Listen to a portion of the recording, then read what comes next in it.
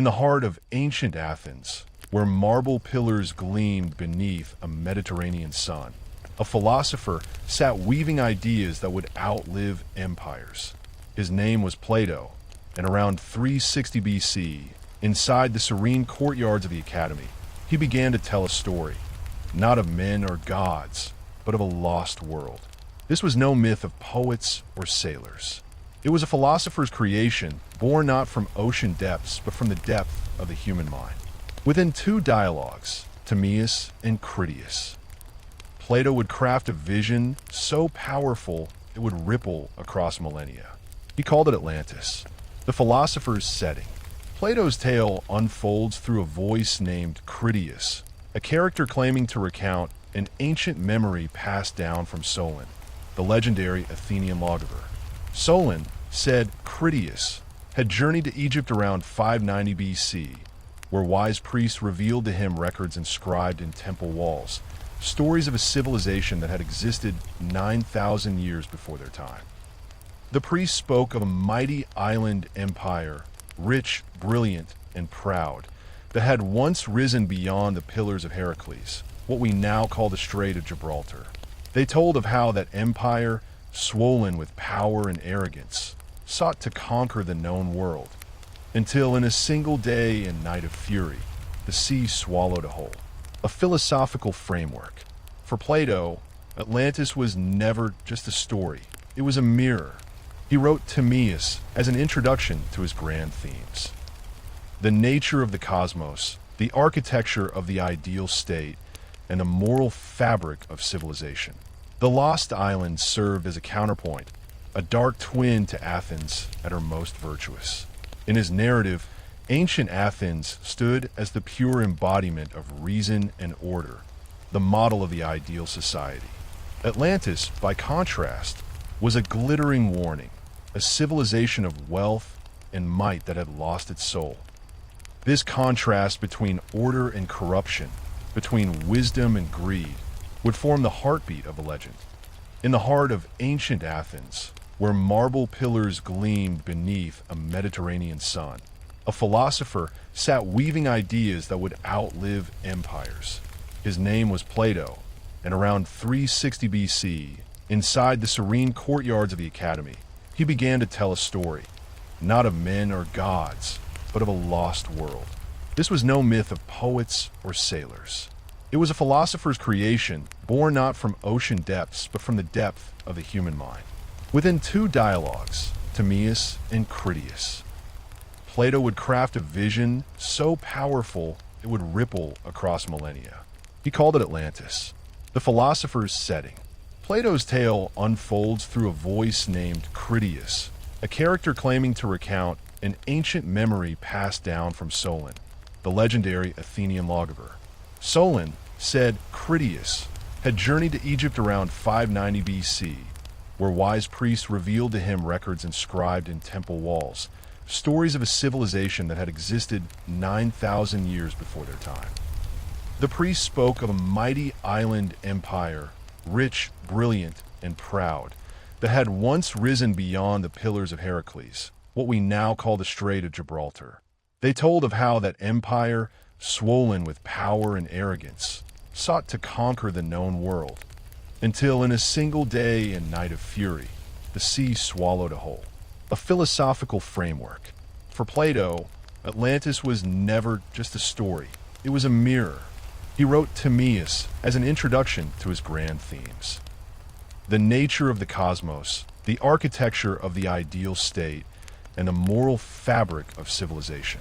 The Lost Islands served as a counterpoint, a dark twin to Athens at her most virtuous. In his narrative, ancient Athens stood as the pure embodiment of reason and order, the model of the ideal society. Atlantis, by contrast, was a glittering warning, a civilization of wealth and might that had lost its soul. This contrast between order and corruption, between wisdom and greed, would form the heartbeat of a legend. The moral descent. At the core of Plato's tale lies a philosophical truth. In the beginning, he wrote, the Atlanteans were noble. Their divine blood from Poseidon gave them wisdom and restraint. They lived by justice, ruled with temperance, and honored the gods. But generation by generation, that divine spark dimmed. Mortal greed crept in.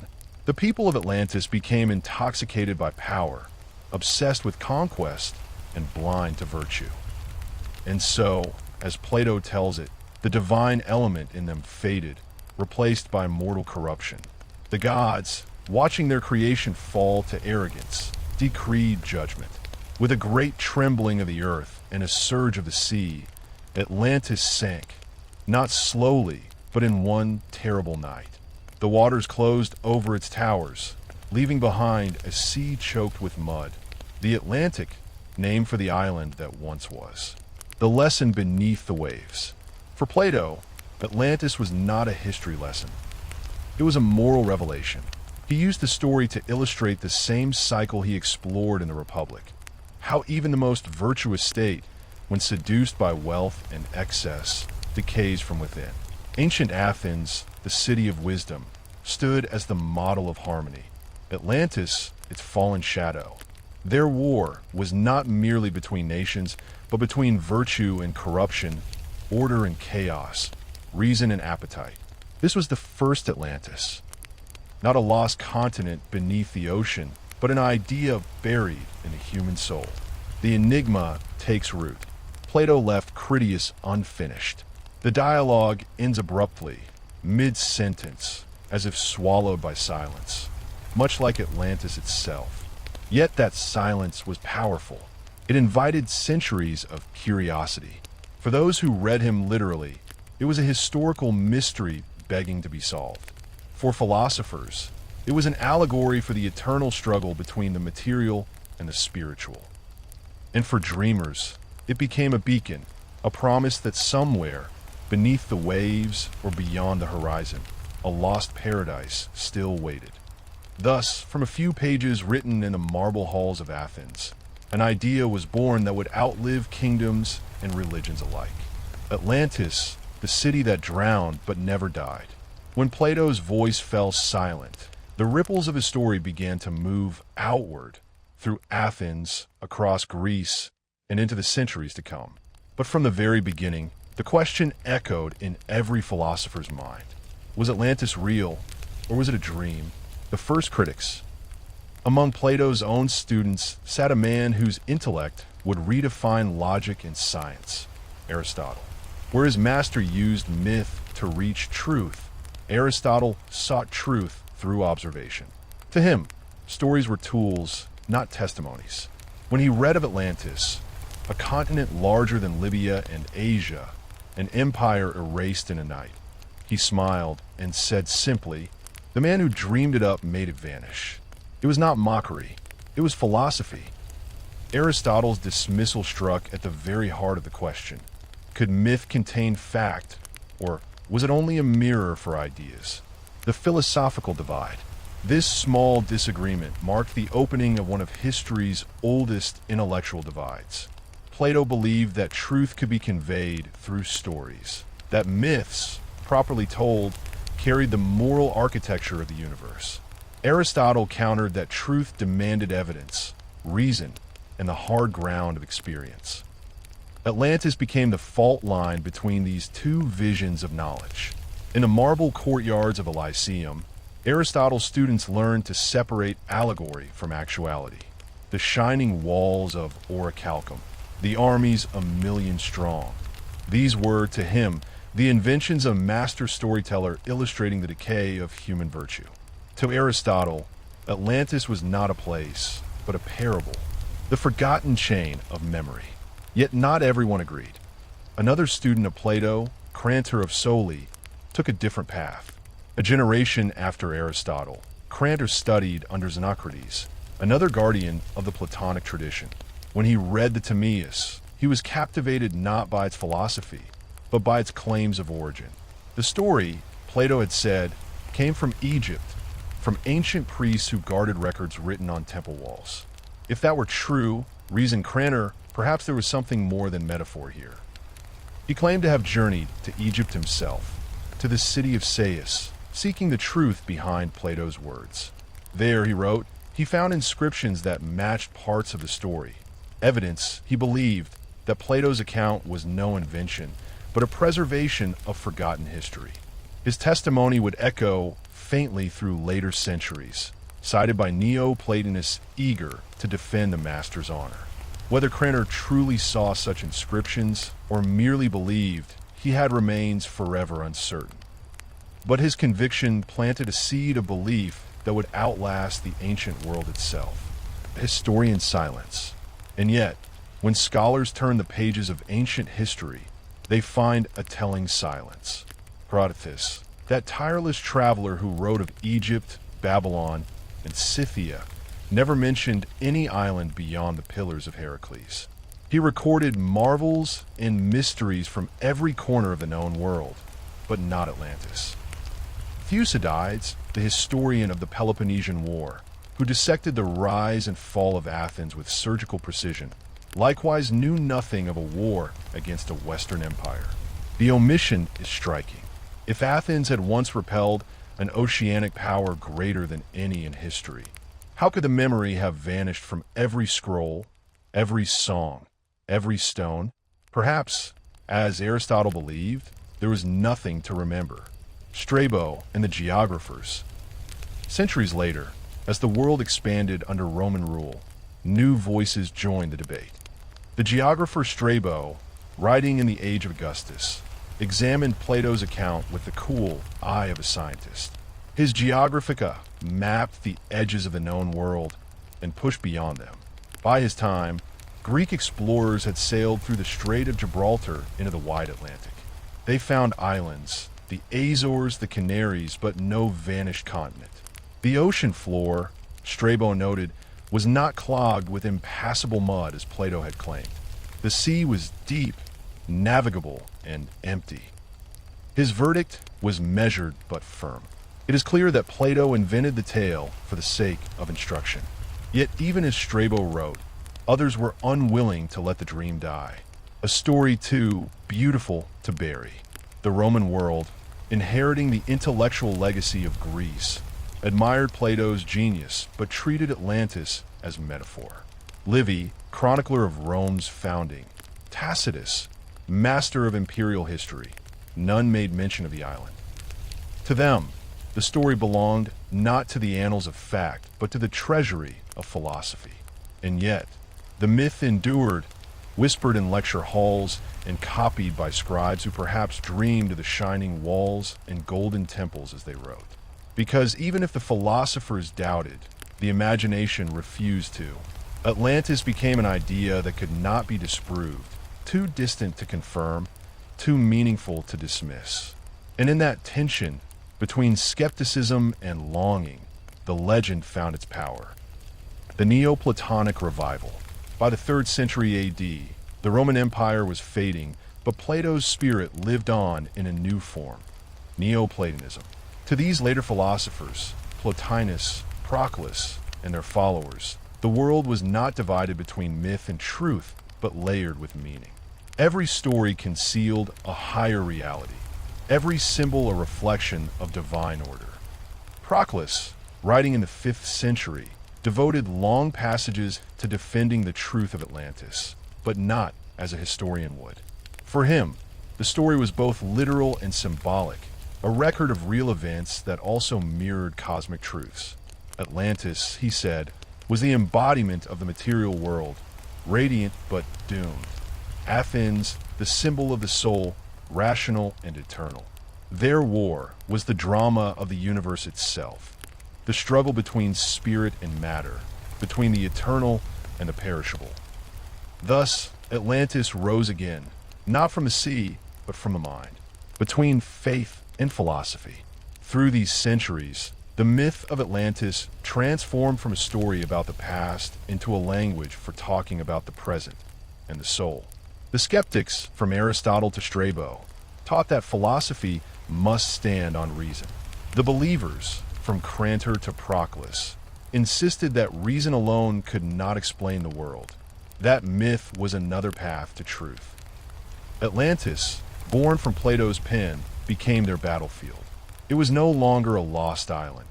It was the mirror of the human condition, reflecting whatever each age sought to find in itself: pride, loss, or the dream of perfection undone. And though the empires of Greece and Rome would crumble, the legend would survive their ruins, carried forward by whispers, fragments, and faith. Because even when the scrolls burned and the schools fell silent, the story of Atlantis still shimmered beneath the waves of time, waiting to be rediscovered. When the lights of the ancient world dimmed, so too did the echoes of Atlantis. Libraries fell silent, marble colonnades cracked and crumbled. The empires that had preserved Greek wisdom, first Hellenistic, then Roman, collapsed beneath the weight of invasion and time. And with them, the manuscripts of Plato began to vanish. The vanishing of knowledge. By the 5th century, the last flicker of classical learning burned in the libraries of Alexandria, Antioch, and Constantinople. But war, fire, and faith swept the Mediterranean like a storm. Scrolls that once carried the words of Homer, Aristotle, and Plato were lost or buried beneath centuries of dust. The dialogues Timaeus and Critias, which contained the tale of Atlantis, survived, but barely. They lingered in a few fragile copies held by monks in the Greek East, far from the Latin-speaking West that was sinking into the Dark Ages. To most of medieval Europe, the very name Plato faded into myth. The Christian worldview. The new age that rose from Rome's ashes saw the universe through different eyes. The Christian Middle Ages were not concerned with vanished islands or philosophical allegories. The cosmos had a moral order shaped by divine will, and the sea held not lost civilizations, but symbols of chaos and sin. For the theologians of the early church, Augustine of Hippo, Jerome, Isidore of Seville, history began with Genesis and ended with Revelation. There was no room in that sacred narrative for an empire that had existed 9,000 years before the flood. St. Augustine, in his City of God, confronted every pagan notion of cyclical history or lost golden ages. To him, truth was linear. The world was created once, redeemed once, and would end once. All else, the dreams of philosophers, the myths of forgotten ages, were fables, distractions, or worse, temptations. If anyone in the West remembered Atlantis, it was as a symbol of worldly pride destroyed by God, not as a place that might have been. The Byzantine custodians. And yet, in the glittering palaces of Constantinople, the torch of the Greeks did not go out. Byzantium, heir to Rome and guardian of Hellenic learning, preserved the works of Plato in illuminated manuscripts copied by patient scribes. Among them, Timaeus held special significance. It described the creation of the cosmos in mathematical harmony, a vision that early Byzantine thinkers found compatible with divine design. But Critias, the unfinished dialogue of Atlantis, drew little attention. The Byzantine scholars treated it as a moral fable, much as the Neoplatonists had, a parable of human arrogance punished by heaven. No one, so far as history records, went searching for the sunken island. In an age where theology reigned and curiosity was chained to dogma, the physical world had shrunk, and Atlantis, along with it, was forgotten beneath the waves of time and faith. Echoes in Islamic scholarship. Yet knowledge is a restless traveler. While Europe slept, the Arabic world awakened to the treasures of Greek thought. In Baghdad's House of Wisdom, under caliphs who prized knowledge as divine illumination, translators rendered the works of Aristotle, Plato, and others into Arabic. It was through these scholars, Al-Farabi, Avicenna, Ibn Sina, Averroes, Ibn Rushd, that the ideas of Plato were preserved and reinterpreted. They admired the Timaeus for its cosmology, seeing in it a reflection of the Quranic order of creation. But the tale of Atlantis itself, bound within Critias, drew little comment. To them, it was a moral metaphor, a civilization destroyed by its own corruption, not unlike the ancient peoples mentioned in sacred scripture. In their writings, the story survived not as geography, but as theology. Thus, while the Western world forgot, the East preserved, quietly, faithfully, the words that would one day rekindle the legend. The long silence. For nearly 1,000 years, the Atlantic Ocean was a boundary, not a mystery. Maps ended at the Pillars of Hercules, the western gate of the world. Beyond lay Oceanus, the endless sea that none but God could cross. The medieval imagination filled it with dragons, demons, and darkness. The very name Atlantic was rare. Sailors called it simply the Great Sea. No chronicles spoke of islands that had risen or fallen there. No explorers sought to find them. The legend of Atlantis lay dormant, a forgotten dream buried under centuries of faith and fear. And yet, beneath that silence, the words of Plato endured. Hidden in monasteries, copied by unknown hands, they waited. The Renaissance dawned. Then, like sunlight breaking through storm clouds, came the Renaissance.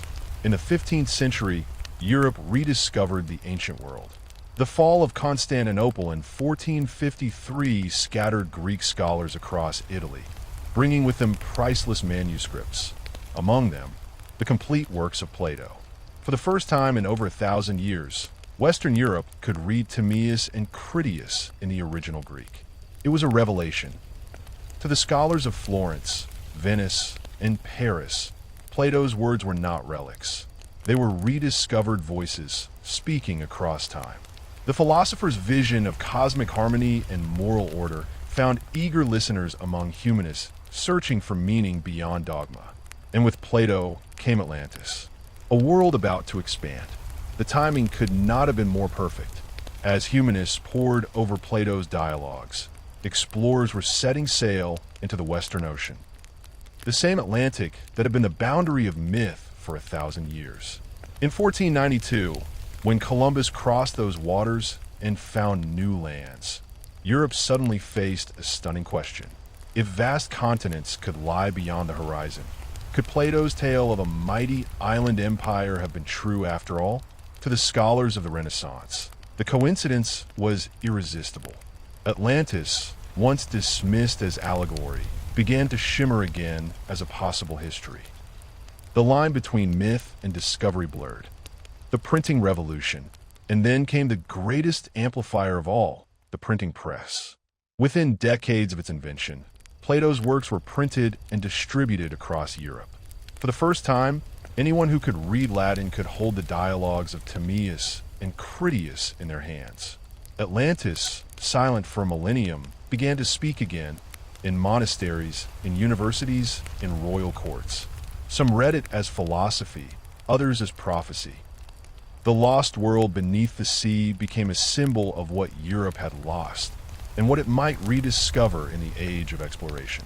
The silence of the Middle Ages was broken. The legend had returned. The torch passed forward. By the 16th century, the question that had divided Aristotle and Plato was alive once more. Was Atlantis myth or memory? To some, it was a moral tale reborn in an age of discovery.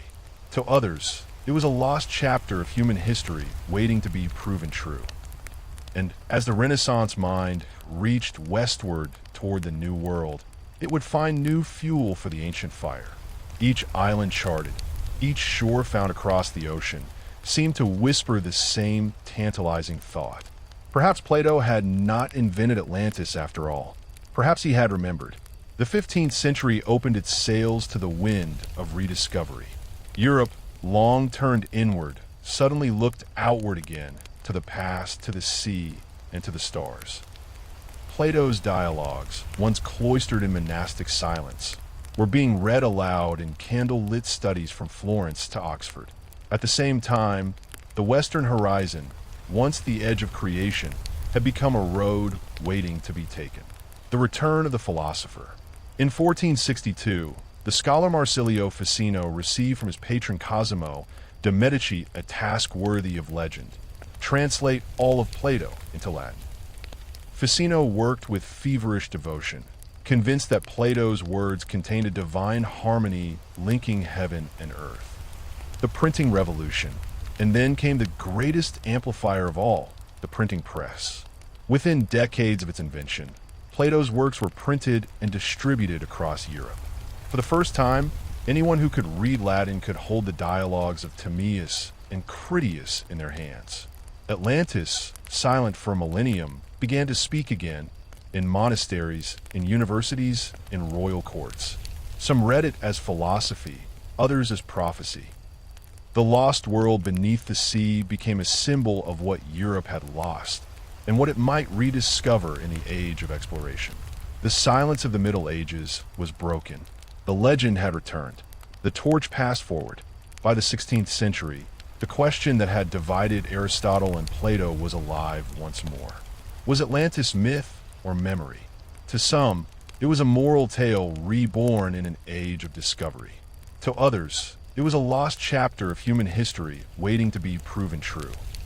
And as the Renaissance mind reached westward toward the New World, it would find new fuel for the ancient fire.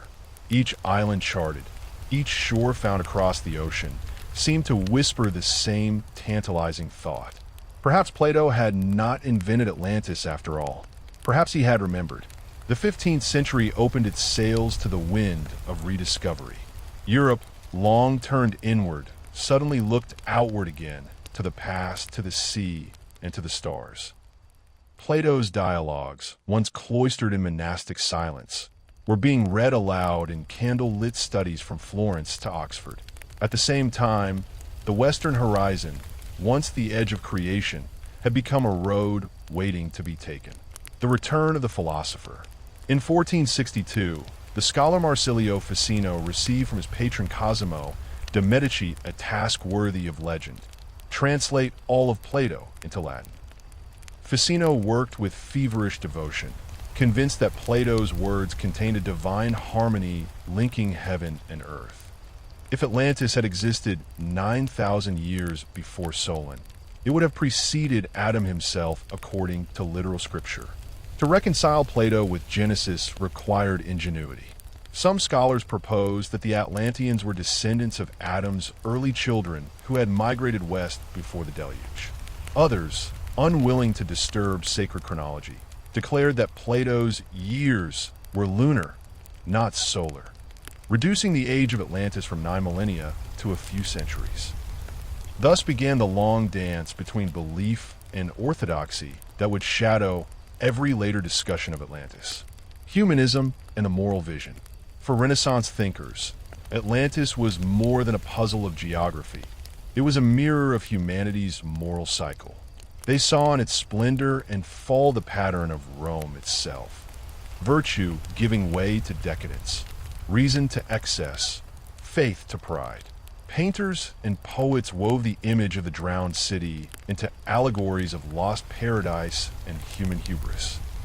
In Florence, scholars debated whether the Atlantean downfall prefigured their own civilization's fate. To them, the story was not only about what had sunk, but about what might sink again if wisdom gave way to ambition. The new world and the old dream. Then came the discoveries that shattered every map. The voyages of Vasco da Gama, Cabral, Magellan, and Cortez expanded the world's boundaries beyond imagination. The Americas, vast and ancient, stood like a ghost of Atlantis risen from the sea. Writers across Europe seized the parallel. Some declare the Aztec and Inca empires the direct descendants of the Atlanteans, proof that Plato's island had not perished but endured in another hemisphere. Others saw the flood itself as the cataclysm that had divided the continents, leaving fragments of the lost world scattered across the globe. To explorers hungry for meaning, Atlantis became both origin and destiny. The cradle from which humanity had once spread, and the secret that would vindicate their journeys. The power of the press. Printing magnified the obsession. Between 1500 to 1600, dozens of editions of Plato's works rolled off European presses. Each carried with it the tantalizing passages of Timaeus and Critias, inviting scholars, priests, and dreamers to argue anew. Pamphlets speculated that the new islands of the Indies were remnants of Atlantis. Sermons warned that Europe, in its greed and conquest, risked repeating the Atlantean sin. Artists painted visions of radiant cities beneath the waves, half pagan, half Christian, symbols of divine justice. The scholars and the seekers. Amid this intellectual ferment rose figures like Giovanni Francesco Pico della Mirandola, who linked the myth to Kabbalistic mysteries, and Tommaso Campanella, who saw in it the model for his utopian city of the sun. Atlantis became a canvas on which the Renaissance painted its ideals. Perfect geometry, moral order, harmony between man and cosmos. To others, however, it was a cautionary tale of overreaching power. The drowned empire reminded Europe that beauty and knowledge, without virtue, invite ruin. The Atlantic waves that carried conquistadors westward also carried that warning eastward again, in books, letters, and dreams. A myth reborn. By the late 16th century, Atlantis had returned to life, not merely as Plato's metaphor, but as a living question. Was it memory, allegory, or prophecy? Each reader saw what he wished to see. Humanists saw philosophy perfected. Explorers saw geography awaiting discovery. Mystics saw divine revelation. And skeptics, though fewer now, saw the same old fable reborn in new clothes. Atlantis, once confined to the pages of a forgotten dialogue, had become the mirror of an age awakening to its own boundless curiosity. As the Renaissance gave way to the turbulent currents of the 17th century, Europe found itself at the threshold of a new age.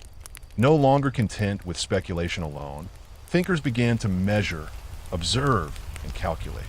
The world was no longer merely a stage for humanist allegory.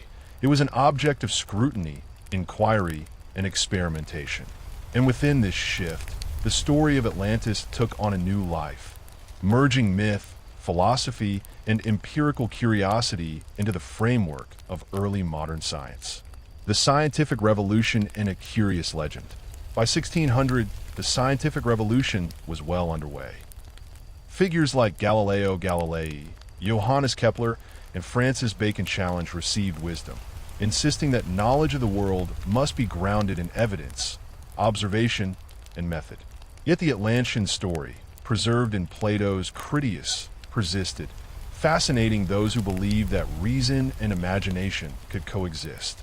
Unlike the purely philosophical allegories of the Renaissance, Atlantis now began to be treated as a question of historical fact. Could a civilization described with such precision, its cities, canals, armies, and riches, ever have existed? If so, where had it gone, and what could explain its disappearance beneath the waves? Olaf Rudbeck and the Northern Atlantis. Perhaps no thinker embodied the early modern desire to locate Atlantis more fully than Olaf Rudbeck, the Swedish polymath.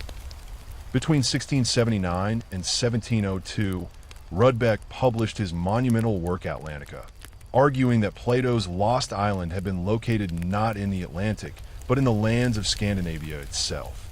Rudbeck's reasoning was astonishingly intricate. He traced the etymology of Atlantis to Atland, an ancient Swedish designation, and attempted to align every river, lake, and archipelago with Plato's concentric rings of land and water.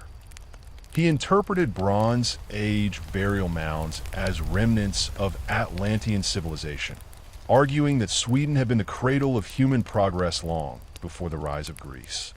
His work blended archaeology, linguistics, and philology in ways that were revolutionary for his time, even if modern scholars view them as wildly speculative. Nevertheless, Rudbeck's vision captured the imagination of a Europe increasingly hungry to reconcile myth with reason, legend with geography, a growing desire for proof. Across Europe, the scientific method demanded evidence. Atlantis was no longer simply a moral tale. It became a problem to be solved. Scholars began cataloging ancient maps, measuring coastlines, and comparing Plato's descriptions with real-world geography. They asked, could an island larger than Libya and Asia combined have existed, and could it have vanished in a single day and night? The skepticism was tempered by excitement. The age of exploration had already revealed continents unknown to classical writers. The Caribbean, the coasts of Brazil, and the interior of Mexico offered tantalizing proof that entire civilizations could arise and vanish beyond the European gaze. Could Plato's Atlantis, too, have been a civilization lost to history? Atlantis in literature and thought. The 17th century also saw Atlantis enter the literary imagination in new ways. Writers, philosophers, and theologians debated whether Plato's descriptions were purely allegorical or rooted in historical reality. René Descartes, in his Meditations, entertained the idea of perfect civilizations and questioned the limits of human knowledge. Blaise Pascal reflected on the moral lessons embedded in such tales, linking the downfall of Atlantis to the consequences of hubris and unchecked ambition. Atlantis was becoming a multidimensional symbol. For the rationalists, it was a challenge to be investigated with reason. For moral philosophers, it remained a warning about human pride. For explorers and geographers, it was a tantalizing target, a mystery waiting to be located on the globe. The Atlantic Ocean as laboratory. The growing body of cartographic knowledge transformed the Atlantic itself from a mythical void into a laboratory of possibility. Sailors reported islands, reefs, and underwater shoals. Observers noted changes in tides and currents, speculating about submerged lands. Atlantis became both a scientific question and a poetic metaphor, a civilization claimed by history, perhaps lost to geology and time, yet alive in human curiosity. A philosophical shift. This period also saw a subtle philosophical transformation. Plato's Atlantis, once primarily a cautionary tale of moral decay, began to be viewed as a case study for human civilization. Thinkers pondered the rise and fall of states, the interaction between environment and society, and the cyclical nature of empire. Atlantis was no longer merely a city beneath the waves. It was a laboratory of human potential and failure, a test of the interplay between virtue, knowledge, and power. The tension between myth and evidence. Yet tension remained. Geographers pointed out the practical impossibilities in Plato's account. The staggering dimensions of the island, the enormous armies, the vast wealth. Natural philosophers questioned whether such an island could vanish so suddenly. Volcanism, earthquakes, and rising seas were considered as explanations, but none could account fully for Plato's vision. Here, the 17th century finds Atlantis suspended between two worlds. Myth, preserved in Plato's dialogue, warning humanity of moral corruption. Science, seeking evidence, grounded in observation, ready to chart and measure every island, every coast, every submerged reef. Atlantis was at once history, legend, and a philosophical puzzle, a symbol of Europe's attempt to reconcile imagination with reason. The legacy of early modern Atlantis. By the dawn of the 18th century, Atlantis had taken on the contours of modernity. It was no longer a mere parable, but a challenge. Could reason uncover what imagination had long preserved? Scholars had already mapped 1,000 possible sites, from the Caribbean to the North Sea, and each speculation added layers to the myth. Atlantis, once confined to Plato's pages, was now a concept that inspired geography, history, philosophy, and adventure. And as Europe prepared to cross oceans with ever greater knowledge, the dream of Atlantis was poised to follow. Beneath waves, beyond horizons, and into the minds of all who sought it. The 18th century dawned as a world increasingly ruled by reason. Empires expanded, science matured, and the printed word disseminated knowledge like never before. Within this climate of inquiry and skepticism, the legend of Atlantis emerged as both a puzzle and a canvas for the human imagination. Rationalism in Atlantis. Enlightenment thinkers, grounded in logic and observation, approached Atlantis with new rigor. No longer content with allegory or moral parable, they sought proof. They demanded evidence, chronology, and plausibility. Scholars debated Plato's account in terms of geography, history, and natural science. Could an island larger than Libya and Asia combined exist in the Atlantic Ocean? Could a society field armies exceeding 1 million men, or cultivate such prodigious wealth? Could seismic activity, tides, and natural disasters explain its sudden disappearance? This shift marked a profound transformation. Atlantis had become not merely philosophy, but an object of proto-scientific study. Atlantis in literature and philosophy. The 18th century also produced writers who revived Atlantis in literary and philosophical form. Voltaire, fascinated by Plato, discussed Atlantis in his letters, juxtaposing the fabled empire with contemporary civilizations to illustrate the perils of pride and ambition. Alexander Pope and other poets referenced Atlantis to explore the contrast between human aspiration and natural law, painting vivid pictures of sunken cities and golden temples lost beneath the waves. Philosophers like Immanuel Kant, while rarely treating Atlantis directly, engage with the broader questions Plato's story posed: the rise and fall of civilizations, the consequences of moral decay, and the interaction between geography, environment, and human endeavor. Atlantis became a vehicle to explore Enlightenment ideals, the power of reason, the fragility of society, and the quest for universal truths. Speculation and pseudoscience. The combination of renewed curiosity and limited empirical evidence fostered imaginative speculation. Cartographers and natural philosophers proposed locations across the globe. The Caribbean and the Antilles, whose islands hinted at remnants of a lost civilization. The Azores, whose volcanic formations and mid-Atlantic position seemed to align with Plato's description. Northern Europe, continuing Rudbeck's theories that placed Atlantis in Scandinavia. Even parts of Africa or Asia, reconciling Plato's narrative with ancient oral traditions. Some enthusiasts began combining geology with myth.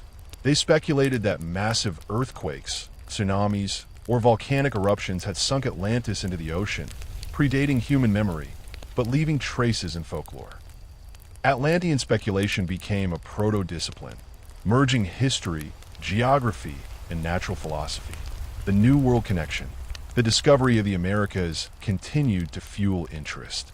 Accounts of Aztec, Inca, and Mayan cities, vast urban centers with complex irrigation systems, mirrored aspects of Plato's description. Canals and waterways, reminiscent of Atlantean engineering. Monumental architecture, echoing the splendor of Poseidon's temples. Elaborate social hierarchies, reflecting the Atlantean system of kings, magistrates, and priesthoods. Enlightenment scholars debated whether these were coincidental parallels, evidence of diffusion from Atlantis, or independent inventions. Atlantean echoes in the New World provided fertile ground for theories about lost civilizations, migration, and cultural memory. Atlantis as moral and political allegory. While some sought historical proof, others retained the allegorical reading. For them, Atlantis remained a cautionary tale, the dangers of hubris, greed, and imperial overreach. The European powers of the 18th century, Britain, France, Spain, provided contemporary analogs. Writers and thinkers drew direct parallels between Atlantean ambition and colonial expansion, reminding readers that material power divorced from virtue ultimately leads to ruin. Thus, Atlantis became both a laboratory of human history and a mirror of contemporary political concerns. From myth to proto-archaeology. The 18th century also witnessed the first attempts to treat Atlantis systematically. Travelers began recording ancient ruins, mapping coastlines, and gathering oral traditions that might preserve fragments of a sunken world. Atlantean myth spurred investigations into ancient civilizations, encouraging scholars to classify artifacts, compare legends, and trace architectural patterns. These methods anticipated modern archaeology, even if the conclusions were largely speculative. Atlantis inspired a new curiosity about human antiquity, prompting Europeans to look beyond classical texts and into the physical world for evidence of civilizations lost to time. Atlantis and the global imagination. By the end of the 18th century, Atlantis had transcended Plato, It existed simultaneously as a moral parable about the dangers of corruption, a historical puzzle seeking empirical validation, a literary motif for imagination and aesthetic wonder, a symbol of lost human achievement and global curiosity. The Atlantic Ocean, once the edge of human knowledge, had become a stage for possibility. Atlantis hovered on the horizon of human thought, real enough to intrigue, distant enough to inspire, and mysterious enough to endure. The 19th century opened in a world transformed. Industrialization was remaking Europe's cities. Empires expanded across continents, and the scientific method had matured into disciplines capable of both observation and analysis. Amid these changes, Atlantis evolved from a Renaissance curiosity into a symbol of imagination, morality, and historical inquiry. Romanticism and the revival of wonder. The Romantic movement of the early 1800s embraced mystery, the sublime, and the vastness of nature. Atlantis, as a vanished world, fit perfectly into this cultural ethos.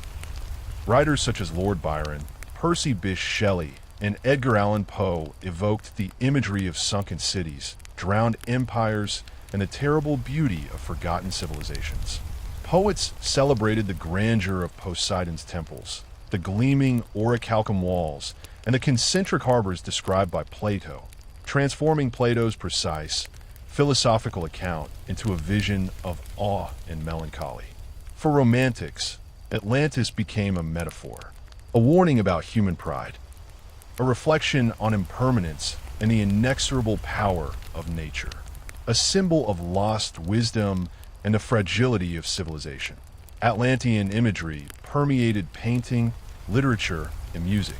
Artists depicted cities submerged beneath waves, grand palaces swallowed by the ocean, and statues of kings frozen in bronze and gold, as if waiting for humanity to remember them. Scientific inquiry and geological theories.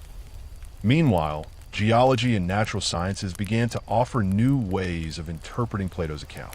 By the mid-1800s, the study of earthquakes, volcanic eruptions, and tectonics was beginning to explain how entire regions could submerge over centuries or even abruptly.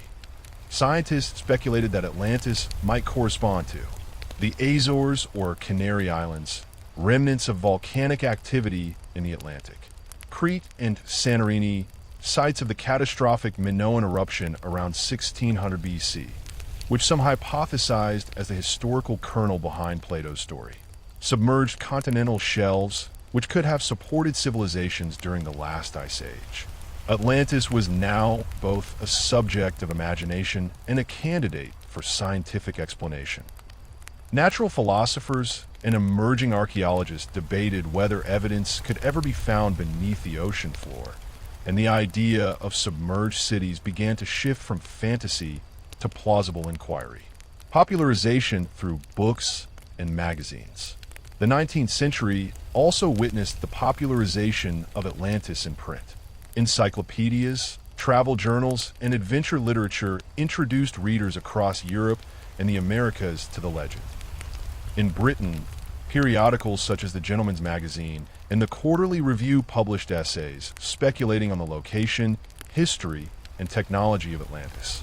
French authors like Jules Michelet and Auguste Comte referenced Atlantis in discussions of civilization's rise and fall, blending historical narrative with philosophical reflection. Newspapers printed sensational accounts of underwater discoveries, while travelogues described the Americas' ancient ruins as potential Atlantean remnants. Atlantis had become a cultural touchstone, its narrative adaptable to both scientific debate and literary fantasy. Atlantis and archaeology. The birth of modern archaeology in the 19th century brought further fascination. Excavations in Greece, Mesoamerica, and the Near East revealed advanced civilizations with monumental architecture, intricate engineering, and sophisticated social organization.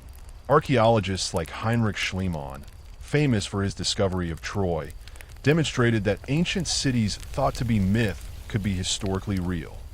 This lent plausibility to the idea that Atlantis, too, might have a tangible counterpart waiting to be unearthed beneath the waves. Speculative connections abounded. The urban planning of the Aztec capital Tenochtitlan, with its canals and causeways, evoked Plato's description of concentric waterways. The Minoan civilization, destroyed by volcanic eruption, suggested a historical model for Plato's sunken island. Atlantean studies began to straddle the line between rigorous archaeology and imaginative reconstruction. Atlantis in nationalist discourse. The legend of Atlantis also took on political overtones. In Germany, Sweden, and France, nationalist intellectuals claimed Atlantean heritage as part of their cultural identity. Rudbeck's earlier claims about Northern Europe were revived in academic debates, linking Atlantis to Proto-European civilization and emphasizing ancient cultural supremacy. In colonial contexts, Atlantis became a symbol of encounter between old and new worlds. European scholars interpreted the Americas' complex civilizations as evidence of Atlantean influence, integrating myth with ethnography, history, and empire. The moral and philosophical lens.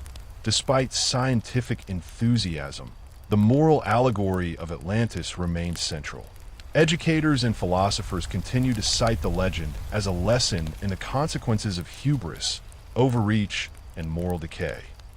The story served as both a warning and inspiration. Civilizations could achieve immense sophistication, but their fate depended on the ethical foundation of their society. Romantic poets and Enlightenment thinkers alike saw in Atlantis a timeless symbol. Human achievement, impermanence, and the tension between ambition and wisdom. Atlantis as a global imagination. By the close of the 19th century, Atlantis had become a truly global symbol. In literature, as inspiration for epic poems, novels, and adventure stories. In science, as a subject for geological and archaeological speculation. In philosophy, as a cautionary tale about the moral foundations of power. In nationalism, as a marker of ancient heritage and cultural pride. Atlantean ideas had transcended Plato's original dialogues, entering every corner of Western thought. Atlantis was no longer merely Greek. It was universal, a bridge between past and present, myth and science, imagination and inquiry. The dawn of the 20th century brought unprecedented technological and scientific progress. The submarine, deep-sea diving equipment, and oceanographic research opened vast new frontiers beneath the waves. The legend of Atlantis, once confined to texts and imagination, now confronted the possibility of physical verification. Oceanography and exploration. The scientific exploration of the Atlantic Ocean began in earnest. Oceanographers mapped the seabed, discovered underwater mountain ranges, and charted trenches previously unknown. Alfred Wegener's theories of continental drift and plate tectonics provided a framework for understanding how land masses could sink or rise over geological time. Early sonar and submersible technology allowed researchers to survey the ocean floor, raising hopes that Atlantis might leave detectable traces. Reports of sunken islands, submerged ruins, and unexplained formations fueled public fascination. Every new discovery, from the Azores' volcanic peaks to the Canary Islands' underwater shelves, reignited speculation about Atlantean remains. Archaeology in Atlantis. Advances in archaeology further blurred the line between legend and discovery. Excavations at Minoan Crete, the Indus Valley, and ancient Mesopotamia revealed cities of astonishing sophistication. The eruption of Thera, Santorini, which destroyed a thriving civilization around 1600 BC, became a candidate for the historical core of Plato's story. Excavated palaces with complex water systems, fortifications, and elaborate artistry suggested that ancient societies could reach levels of prosperity and engineering that rivaled Plato's description of Atlantis. Archaeologists and historians debated whether Atlantis was purely allegorical or if it might correspond to a lost Bronze Age civilization, possibly connected to the Minoans, Tartessos, or early transatlantic cultures. Pseudoscience and speculation. While legitimate scholars debated evidence cautiously, the public imagination ran wild. Atlantis became a central topic for pseudoscience, speculative history, and esoteric movements. Ignatius Donnelly's seminal book Atlantis, The Antediluvian World, 1882, gaining enduring popularity into the 20th century, argued that Atlantis had been a real, technologically advanced civilization whose survivors spread knowledge across the globe. Donnelly's theories linked Atlantis to ancient Egypt, the Americas, and even the origins of all civilization, blending archaeology, linguistics, and mythology in a way that thrilled readers. The book inspired a generation of amateur archaeologists, explorers, and writers to seek Atlantean evidence. While mainstream science remained skeptical, the notion of Atlantis infiltrated magazines, newspapers, and popular literature. Atlantis in literature and media. Atlantis became a fixture of adventure, science fiction, and fantasy. H.P. Lovecraft imagined ancient, sunken civilizations filled with alien knowledge and horror. Comic books, pulp novels, and adventure magazines depicted Atlantean cities, high technology, and magical powers. Atlantis became both a lost paradise and a warning. Advanced societies could be undone by moral corruption or natural catastrophe. Movies, radio dramas, and early television adaptations expanded Atlantis's cultural reach. From lavishly imagined underwater cities to apocalyptic destruction, Atlantis became a versatile symbol, bridging mythology, morality, and modern storytelling. Atlantis and esotericism. The 20th century also saw the rise of mystical and esoteric interpretations.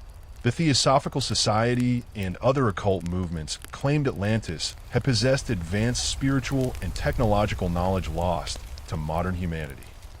Figures like Helena Blavatsky and later New Age authors suggested that Atlanteans were precursors to humanity, with psychic abilities, advanced engineering, and lost wisdom.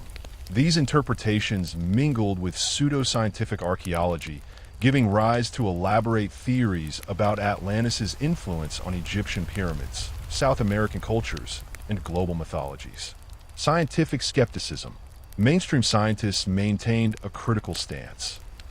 Oceanography and geology made it clear that no island of the scale Plato described existed in the Atlantic within the past several millennia. Skeptical historians emphasized the literary, philosophical, and allegorical purposes of Plato's dialogues. Plato's account, replete with precise numbers and elaborate description, was increasingly interpreted as a moral and philosophical allegory rather than literal history. Nonetheless, the blend of speculation, adventure, and technological possibility ensured Atlantis remained a compelling subject for public imagination and debate. Cultural impact. By mid-century, Atlantis had achieved a dual identity. As myth and allegory, a cautionary tale of hubris, materialism, and moral decay. As adventure and discovery, a lost civilization awaiting recovery beneath the waves, inspiring exploration and storytelling.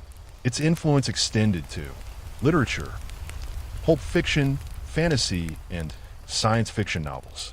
Archaeology, inspiring debates about submerged civilizations and early transatlantic cultures. Esotericism, a symbol of hidden wisdom and spiritual potential.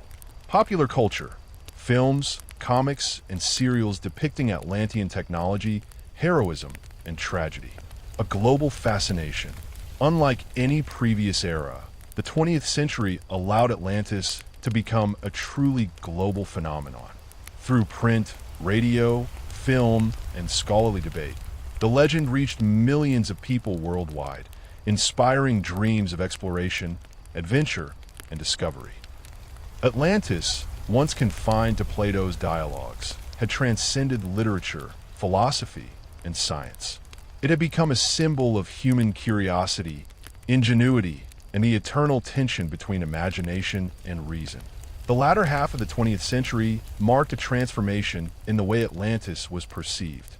Scientific technology, global media, and a revived interest in ancient civilizations combined to turn the legend into a worldwide phenomenon. Underwater archaeology and technological advances. The development of scuba diving, submersibles, and sonar mapping revolutionized ocean exploration. Scientists could now study seabeds in unprecedented detail, identifying geological formations, sunken ruins, and evidence of ancient coastlines. In the Mediterranean, archaeologists discovered submerged cities, ports, and structures dating back thousands of years. The eruption of Thera, Santorini, and evidence of Minoan civilization offered tantalizing parallels to Plato's Atlantis, including advanced urban planning and maritime dominance. Sonar mapping of the Azores and other mid-Atlantic islands revealed underwater terraces and formations that sparked speculation about Atlantean architecture. These discoveries, while fascinating, reinforced the consensus among mainstream scientists that Plato's Atlantis was primarily a literary and philosophical construct, not a historical island. Popular speculation and pseudoscience. Despite scientific skepticism, public fascination flourished. Atlantis became central to pseudoscientific speculation, fueled by television, magazines, and popular books. Charles Berlitz's The Mystery of Atlantis, 1969, popularized dramatic claims of Atlantean technology, ancient global influence, and submerged ruins, blending fact, myth, and conjecture. Television programs and documentaries, particularly in the 1980s and 1990s, depicted underwater exploration and speculative reconstructions of Atlantean cities, captivating audiences worldwide. Speculative theories connected Atlantis to advanced prehistoric civilizations, extraterrestrial influence, and global cataclysms, creating a rich field of conspiracy and alternative history narratives. Atlantis was no longer confined to academic debate. It had become a fixture of global imagination. Atlantis in literature, film, and pop culture. Atlantis inspired an explosion of creative media. Novels and comics, adventure stories, fantasy epics, and science fiction frequently incorporated Atlantis as a lost civilization, often depicting advanced technology, magical artifacts, or secret societies. Film, from Disney's Atlantis, The Lost Empire to countless documentaries and fictional adaptations, Atlantis became visually iconic. Gleaming underwater palaces, concentric rings of canals, and majestic temples captured the imagination. Games and role-playing. Atlantis appeared in tabletop RPGs, video games, and board games, giving players the chance to explore mythical ruins, uncover treasures, and engage with the legend interactively. Popular culture expanded Atlantis beyond philosophy into a shared mythos, blending history, fantasy, and speculation.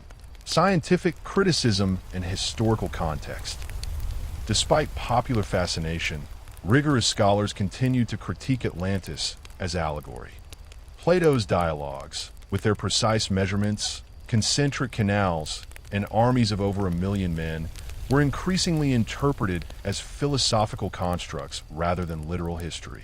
Historians noted that the timeline, 9,000 years before Solon, precluded verifiable historical evidence. Geological research showed no evidence of a massive Atlantic island matching Plato's description during the Holocene epoch.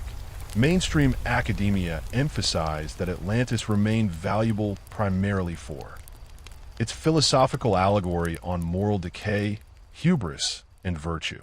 Its role as a cultural touchstone, inspiring inquiry into ancient civilizations. Its influence on literature, art, and collective imagination. Atlantis and New Age thought. The late 20th century also saw a surge in spiritual and New Age interpretations. Atlanteans were depicted as advanced beings possessing psychic abilities, holistic knowledge, and deep connection to nature. Atlantis became associated with lost wisdom, spiritual evolution, and human potential. Many contemporary authors linked Atlantis to geomancy, sacred geometry, and esoteric practices, connecting ancient knowledge to modern spiritual movements. While scientifically unfounded, These interpretations sustained public fascination and contributed to the enduring mythos. Global popularity. By the 21st century, Atlantis had become a universal concept. Educational. Atlantis inspired documentaries, museum exhibits, and lectures on ancient civilizations and mythology. Cultural. The story appeared in movies, novels, video games, comics, and even music. Speculative. Pseudoscience, New Age spirituality, and fringe archaeology continued to reinvent Atlantis as a source of mystery and wonder. Atlantis's global appeal lay in its versatility. It was history, myth, philosophy, moral parable, and adventure story all at once. The enduring allure. Atlantis continues to captivate because it combines human curiosity, the desire to discover lost knowledge and explore unknown territories. Philosophical depth. Lessons on morality, hubris, and societal collapse remain relevant across centuries. Imaginative power. The vision of sunken cities, golden temples, and advanced civilizations fuels the creative mind. Mystery and speculation. Its unverifiable nature allows each generation to reinterpret Atlantis according to its values, fears, and aspirations. In modern times, Atlantis is simultaneously a scientific puzzle, a literary muse, a pop culture icon, and a spiritual symbol. The legend has proven flexible enough to endure through centuries, adapting to cultural, technological, and philosophical shifts while remaining a symbol of wonder, curiosity, and human ambition. By the early decades of the 21st century, Atlantis had fully transcended the boundaries of scholarly debate and literary imagination to become a fixture of global consciousness. The advent of the internet transformed the legend in ways that no prior generation could have anticipated. Information about Plato's dialogues, Renaissance translations, modern archaeological hypotheses, and pseudoscientific theories became instantly accessible to anyone with a device and curiosity. Online forums, blogs, and video platforms allowed enthusiasts, skeptics, and dreamers to share interpretations, theories, and digital reconstructions of the fabled civilization. Virtual maps and simulations brought the concentric rings of the Atlantean capital to life, recreating the gleaming orichalcum walls, labyrinthine waterways, and golden temples of Poseidon with stunning visual detail. Video games enabled players to explore these imagined landscapes interactively, offering quests to uncover Atlantean knowledge, solve ancient mysteries, or confront the moral decay that Plato had warned against, immersing a new generation in the myth with unprecedented immediacy. At the same time, underwater exploration continued to advance. Submersibles capable of reaching unprecedented depths revealed sunken ruins, fossilized coastlines, and submerged terraces in the Atlantic, Mediterranean, and even near the Caribbean islands. Each discovery reignited speculation about a real historical basis for Atlantis, though mainstream archaeology remained cautious, emphasizing that no site had yet matched Plato's descriptions on the scale he recorded. The apparent impossibility of the Atlantean island's dimensions did not diminish public fascination. Rather, it encouraged a proliferation of theories, each more imaginative than the last. Some linked Atlantis to the volcanic destruction of Thera and the Minoan civilization, proposing that Plato had amplified a real catastrophe into philosophical allegory. Others imagined transatlantic migrations of Atlantean survivors influencing pre-Columbian civilizations, echoing the Renaissance connections made by scholars comparing Tenochtitlan's canals and architectural sophistication to Plato's concentric city. Atlantis became simultaneously a historical puzzle, a cultural symbol, and a spiritual metaphor. New Age thinkers continued to assert that the Atlanteans possessed advanced wisdom, esoteric technologies, and a deep harmony with nature that modern humanity could aspire to recover. Environmental crises, global conflicts, and technological revolutions made the story especially resonant, as the moral warnings embedded in the narrative about the perils of hubris, greed, and overreach appeared increasingly relevant to contemporary audiences. Popular culture reinforced these themes through movies, television series, graphic novels, and music, portraying Atlantis as a sunken kingdom of unimaginable wealth, moral decline, and ultimate destruction, or alternatively as a paradise lost whose lessons could guide the present. The recurring image of the Atlantean city, gleaming with golden pinnacles and concentric rings of land and water, became iconic, appearing in everything from blockbuster films to collectible card games. The internet also allowed the democratization of theory-making. Individuals who lacked formal training in archaeology, history, or philosophy could now construct elaborate arguments linking geological evidence, ancient texts, and mythological traditions. Satellite imagery and digital topography fueled speculation about submerged lands, alleged Atlantean artifacts, and mysterious underwater structures. YouTube channels, podcasts, and online communities proliferated, some dedicated to careful historical analysis, others to sensational claims of hidden continents, advanced prehistoric technology, or global conspiracies.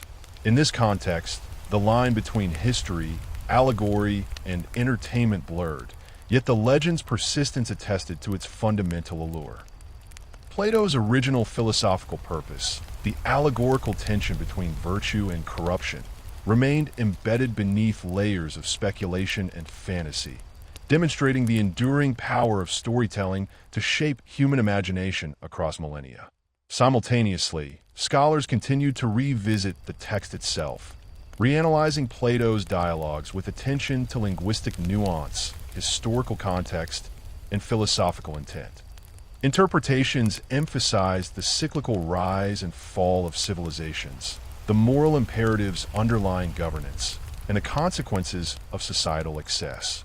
Comparative studies explored parallels between Atlantis and other cultural myths of lost lands or great floods, situating Plato's account within a broader human tendency to create cautionary tales about the fragility of civilization. While the quest for physical proof remained elusive, Atlantis achieved a unique status.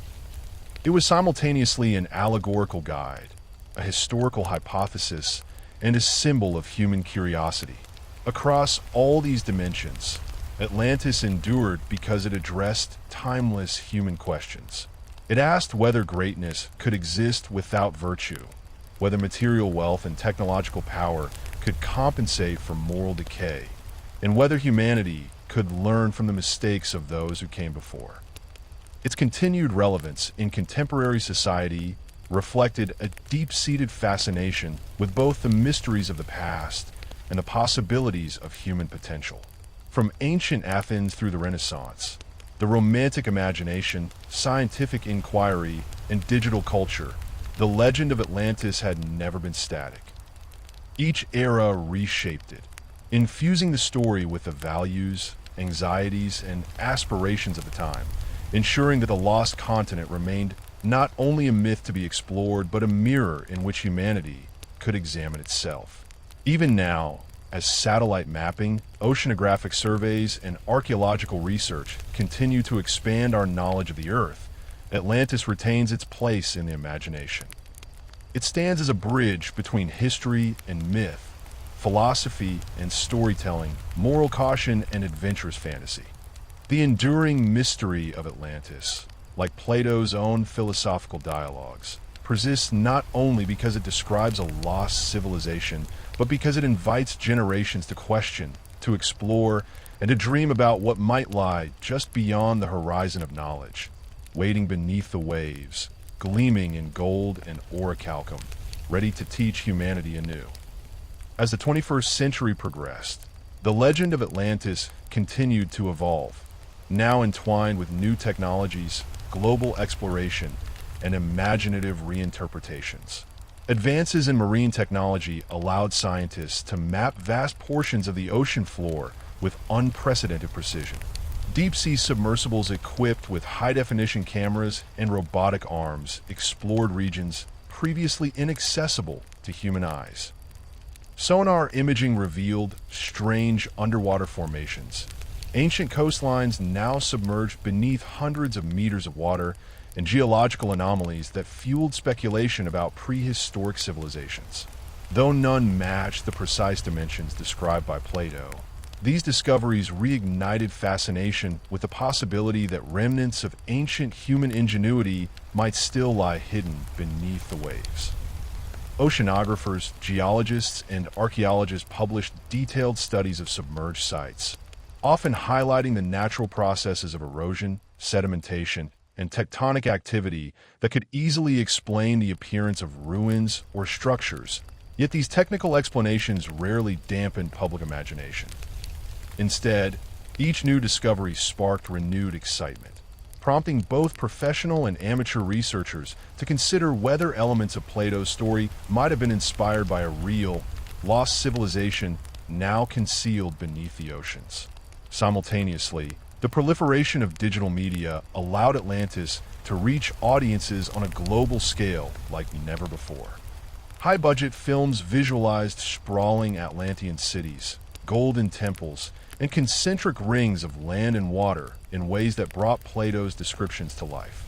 Animated series, documentaries, and video games offered interactive experiences, inviting players to navigate the canals of the capital city, uncover hidden treasures, and confront the consequences of Atlantean moral decline. In these depictions, Atlantis was not merely a historical curiosity. It became a living narrative that blended adventure, philosophy, and speculative science. Writers and creators often drew upon a mix of classical sources, Renaissance interpretations, and modern pseudoscientific theories to craft compelling stories that engaged audiences with both the wonder and the cautionary lessons embedded in Plato's account. The narrative was adaptable, capable of emphasizing technological achievement, spiritual wisdom, moral caution, or apocalyptic destruction, depending on the medium and the creator's intent. This versatility ensured that Atlantis remained relevant across cultures and generations, functioning as a cultural touchstone in a world increasingly interconnected by media and communication technology. The legend also continued to inspire scientific and speculative inquiry. Some scholars proposed that Atlantis might have been based on memories of civilizations affected by rising sea levels at the end of the last ice age. They examined submerged coastal settlements, geological evidence of rapid flooding, and patterns of human migration to explore plausible historical foundations for Plato's narrative. While mainstream academia remained skeptical of claims that Atlantis had existed as a single, sprawling island empire, these investigations highlighted humanity's enduring fascination with lost civilizations and the interplay between environmental change, societal collapse, and human memory. Even as rigorous studies failed to locate definitive proof, the process of investigation itself contributed to a deeper understanding of ancient civilizations, underwater archaeology, and the environmental forces that shaped human history. Atlantis thus functioned not only as a story, but also as a catalyst for scientific exploration and intellectual curiosity, demonstrating the power of myth to inspire inquiry and imagination across disciplines. At the same time, the story of Atlantis continued to resonate on symbolic and philosophical levels. Many contemporary thinkers interpreted the legend as a cautionary tale about human hubris, the dangers of over-reliance on material wealth and technological power, and the ethical responsibilities of leadership and civilization. Environmental crises, global political tensions, and debates over technological advancement rendered Plato's allegory increasingly relevant, as societies confronted challenges analogous to the moral and ecological collapse depicted in the Atlantis narrative.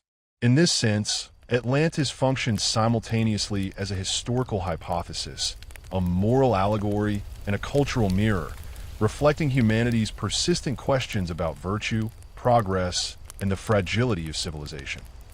Its endurance in public consciousness was a testament to the story's adaptability, capable of conveying ancient philosophical truths while accommodating new discoveries, interpretations, and creative reinventions.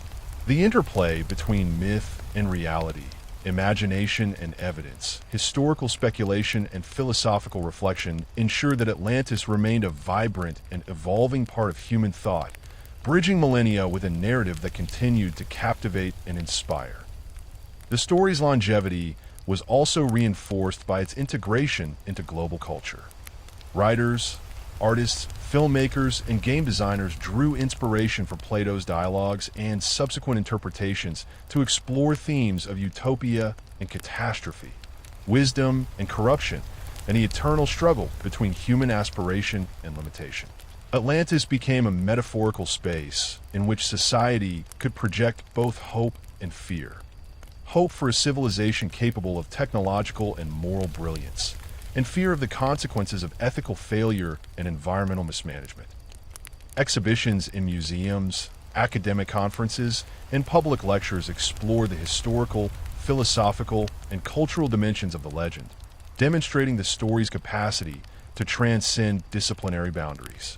Through these various channels, Atlantis remained a living narrative, dynamically interacting with contemporary culture and constantly being reshaped by the values, priorities, and imagination of those who engage with it. In digital communities, forums, and online research networks, enthusiasts debated the possible locations, cultural influences, and scientific plausibility of Atlantis, often producing detailed maps, virtual reconstructions, and speculative histories. These modern explorations combined elements of archaeology, geology, anthropology, and literary analysis, creating a multi-layered conversation that reflected both the technological capabilities and the imaginative desires of the 21st century.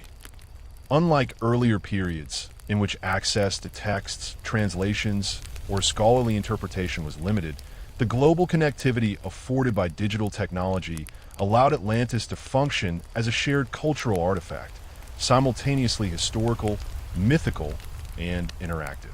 The legend thus became a participatory experience, with each generation contributing to the ongoing conversation about what Atlantis represents, what it might have been, and what lessons it continues to offer.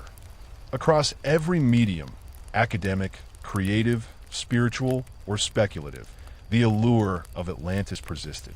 Its story of civilization of extraordinary wealth and sophistication, moral virtue, followed by corruption, and ultimate destruction beneath the waves provided a timeless narrative framework. This framework allowed humanity to explore questions about power, ethics, environmental stewardship, and the potential for both greatness and catastrophe.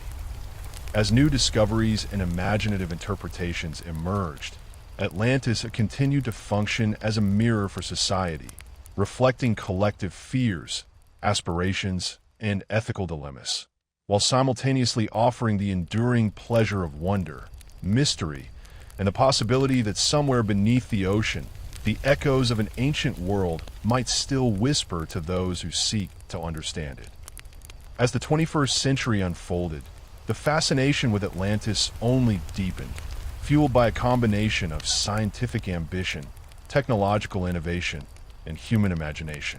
Advances in deep-sea robotics and autonomous submersibles allowed explorers to reach oceanic trenches and underwater plateaus that had been inaccessible for centuries. High-resolution sonar mapping and three-dimensional modeling provided unprecedented clarity of submerged landscapes, revealing terraces, ridges, and formations that some enthusiasts interpreted as remnants of ancient human activity. In the Caribbean, the Canary Islands, and the Azores, strange underwater structures sparked debate. Were these natural formations sculpted by geological forces, or could they hint at the existence of a lost civilization that inspired Plato's narrative? Every discovery ignited public interest and debate, with online communities, news outlets, and academic journals all contributing to an ever-expanding dialogue about the boundaries of myth and history. While rigorous scientific analysis often provided natural explanations, the allure of a sunken kingdom, gleaming with orichalcum and golden temples, remained irresistible.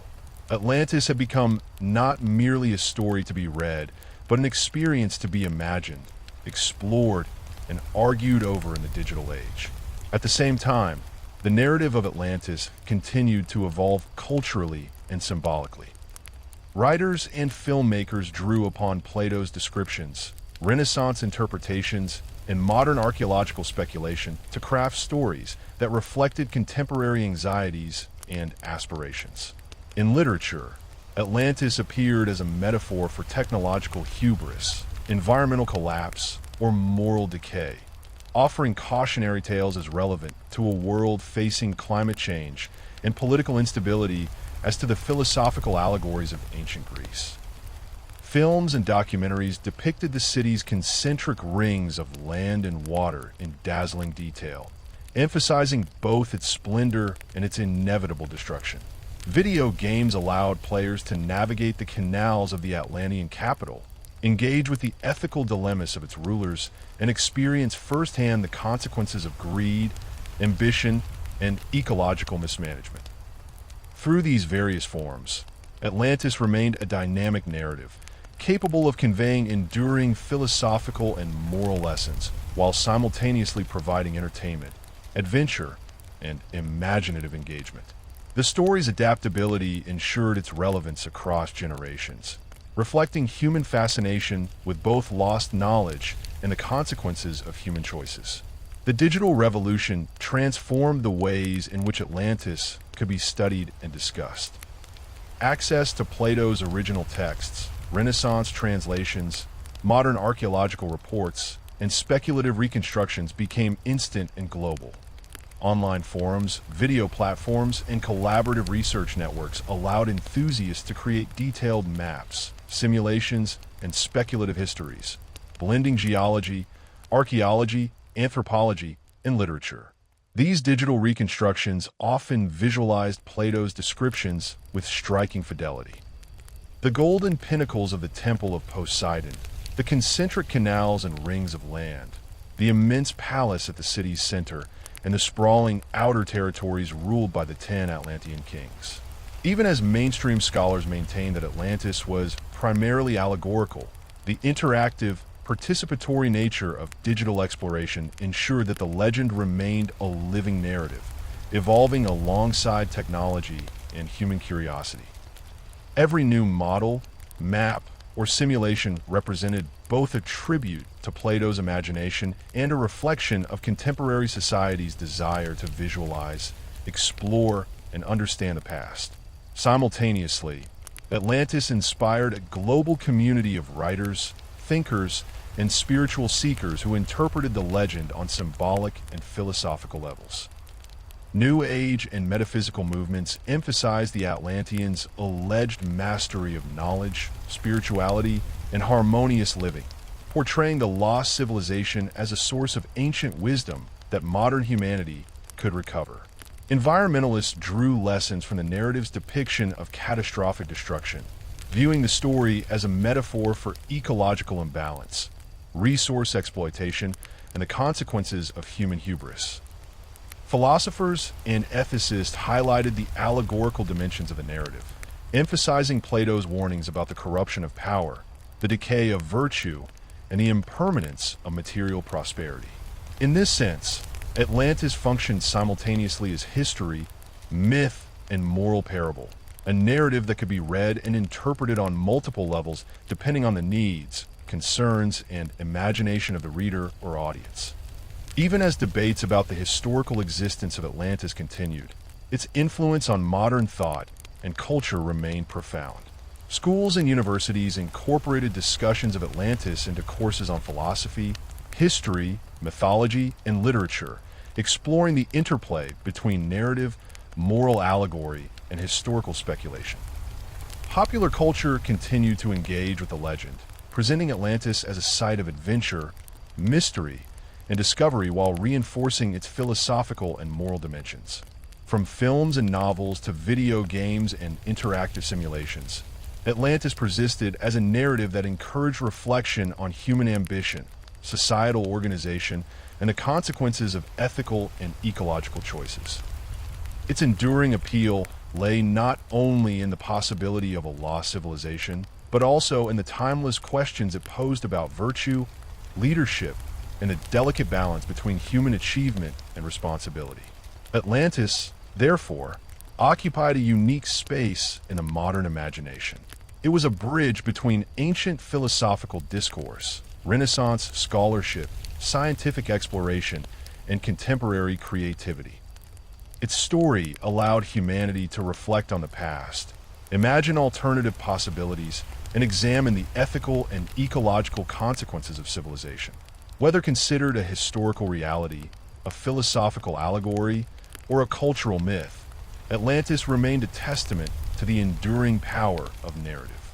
It reflected humanity's constant desire to explore the unknown, reconcile imagination with evidence, and seek meaning in the rise and fall of civilizations. Through every reinterpretation, every new discovery, and every retelling, Atlantis continued to captivate the imagination, reminding us that the lessons of the past, real or imagined, remain relevant to the challenges, hopes, and aspirations of the present. The concentric rings of the Atlantean city, once a distant philosophical construct, now symbolize the delicate balance between urban achievement, social cohesion, and ecological stewardship. Atlantis was no longer solely a distant past to be analyzed. It had become a mirror reflecting present fears, aspirations, and ethical dilemmas, demonstrating the timelessness of Plato's cautionary tale. Scientific investigation continued alongside imaginative reinterpretation. Oceanographers and archaeologists explored the Atlantic seafloor, the Caribbean, and even regions of the Mediterranean for traces of submerged civilizations. Geological surveys revealed ancient coastlines, underwater terraces, and eroded islands that suggested dramatic shifts in sea levels at the end of the last ice age. While no site perfectly matched Plato's account, these discoveries fueled speculation that real events, perhaps localized floods or the collapse of Bronze Age civilizations, may have inspired the story of Atlantis. Anthropologists examined parallels between distant cultures, noting similarities in hydraulic engineering, urban planning, and ceremonial architecture.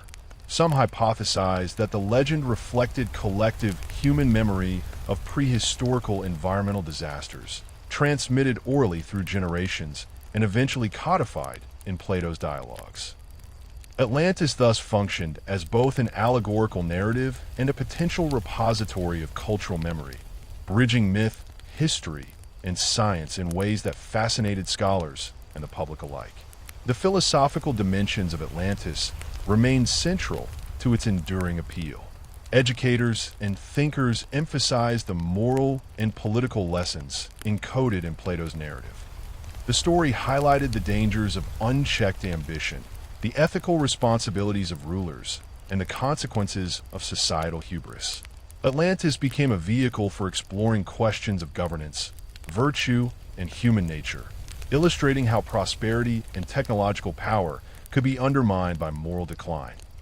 In classrooms, lecture halls, and online platforms, the narrative was analyzed alongside Plato's Republic, drawing attention to the ways in which societal organization, ethical conduct, and environmental stewardship intersect. By juxtaposing the fictional empire of Atlantis with the historical trajectories of human civilizations, students and scholars explored the cyclical patterns of rise and fall, innovation and decay, aspiration and failure. Public fascination with Atlantis remained undiminished. Documentaries, films, novels, and interactive media presented the lost civilization as simultaneously opulent, sophisticated, and morally instructive. Virtual reality simulations allowed users to traverse the city's golden temples, navigate its waterways, and witness the grandiosity of the Atlantean palace, while interactive narratives explore the ethical dilemmas of leadership, governance, and societal decay. Atlantis had become a multidimensional story, one that combined visual spectacle, philosophical inquiry, historical speculation, and imaginative play. The narrative was not fixed but dynamic, adapting to the concerns, values, and technologies of each era while retaining its essential philosophical core. The cautionary examination of human ambition, virtue, and the fragility of civilization. Even as scholars and enthusiasts debated the historical existence of Atlantis, its symbolic power persisted. The story's emphasis on the interplay between moral integrity, societal organization, and environmental awareness resonated with contemporary audiences facing global challenges. In this sense, Atlantis functioned not merely as a tale of a lost civilization, but as a framework for understanding human potential and limitations.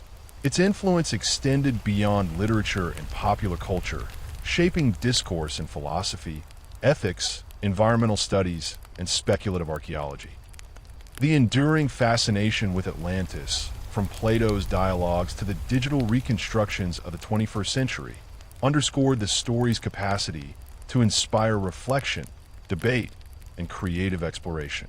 Atlantis thus remained a living narrative, evolving across time while preserving the moral, philosophical, and imaginative lessons that had ensured its survival for nearly 2.5 millennia.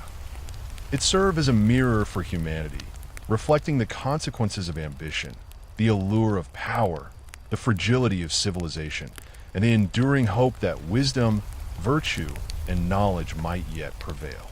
As digital technologies advanced, global communication accelerated, and human curiosity continued to expand, Atlantis endured as both myth and possibility, a symbol of what had been lost, what could be learned, and what humanity might aspire to in the ever-unfolding story of civilization. As the 21st century deepened, Atlantis became increasingly intertwined with human technological and cultural evolution. The development of sophisticated artificial intelligence allowed researchers and enthusiasts to reconstruct the Atlantean world in extraordinary detail, extrapolating Plato's descriptions into three-dimensional simulations that incorporated architecture, urban planning, and ecological systems. Algorithms modeled water flow through the concentric canals, sun patterns reflecting off the orichalcum walls, and the distribution of agricultural land across the outer territories. These reconstructions were not merely visual. They incorporated interactive simulations of societal dynamics, allowing users to explore the governance structures of the Ten Kings, the deliberations in the Temple of Poseidon, and the moral and ethical consequences of decisions that echoed Plato's philosophical concerns. Educational platforms leverage these simulations to teach lessons in political science, ethics, urban planning, and environmental management, illustrating the ways in which myth could inform practical understanding of civilization, governance, and ecological stewardship. Atlantis had become a living laboratory of imagination and intellect, bridging ancient philosophical inquiry with cutting-edge technology. The legend's cultural resonance grew even stronger as creative industries explored its symbolic potential. Writers, filmmakers, and visual artists used Atlantis to examine contemporary anxieties about environmental degradation, technological overreach, and social inequality. Films depicted the Atlantean city in all its grandeur and eventual decay, often emphasizing moral lessons about hubris and imbalance. Novels imagine the lives of ordinary citizens, exploring how virtue, ambition, and corruption intertwined within the complex social and political systems of the island. Interactive media allowed audiences to engage with the narrative directly, making choices that mirrored the ethical dilemmas faced by the Atlanteans, and witnessing the consequences of those choices within the simulated environment. In these creative expressions, Atlantis became a mirror for contemporary society, offering insight into human behavior, governance, and a delicate interplay between prosperity, morality, and sustainability. Scientific interest in Atlantis persisted alongside creative interpretations. Oceanographers, geologists, and archaeologists continued to investigate submerged landscapes, analyzing ancient coastlines, underwater terraces, and sedimentary formations for evidence of past human activity. Some theorists suggested that Atlantis might have been inspired by localized catastrophic events, such as the collapse of Bronze Age civilizations, massive earthquakes, or sudden sea level changes following the last ice age. These studies explored the ways in which oral tradition could preserve collective memory of environmental and societal catastrophes, eventually codified into Plato's dialogues. Anthropologists examined similarities in urban planning, hydraulic engineering, and ritual practices across distant cultures, considering whether memories of lost civilizations could have traveled across continents and oceans, influencing multiple societies. Even as definitive proof remained elusive, these investigations highlighted the story's role in shaping human curiosity and understanding of civilization, environment, and morality. Philosophical engagement with Atlantis also intensified. Scholars revisited Plato's dialogues to explore the ethical and political implications of the story. The contrast between virtuous Athens and corrupt Atlantis continued to serve as a framework for examining governance, social responsibility, and the consequences of moral decline. Courses in philosophy, political science, and environmental ethics used Atlantis as a case study, prompting students to consider how wealth, power, and technological capability could be undermined by corruption, greed, or neglect. Lectures emphasized the cyclical nature of civilizations, the fragility of societal institutions, and the importance of virtue and wisdom in sustaining human achievement. In these discussions, Atlantis became more than a myth. It was a philosophical tool illustrating timeless truths about human society, morality, and the interplay between material success and ethical governance. The digital age also expanded access to the narrative in unprecedented ways. Online platforms allowed enthusiasts to share research, reconstructions, and creative interpretations with global audiences, creating communities dedicated to the exploration of Atlantis. Maps, virtual reality simulations, and speculative histories were freely accessible, enabling collaborative investigation and imaginative engagement. Participants could model the city's architecture, simulate its agricultural systems, or experiment with governance structures, gaining insight into Plato's philosophical and ethical intentions. Atlantis became a participatory narrative, one in which each generation could contribute to understanding, reinterpretation, and creative expression. This interactivity reinforced the story's relevance, demonstrating that myths are not static relics of the past, but dynamic frameworks for exploration, learning, and reflection. Even as Atlantis inspired science, philosophy, and art, it continued to serve as a moral and ethical guide. The tale emphasized the consequences of unchecked ambition, the fragility of virtue, and the impermanence of material power.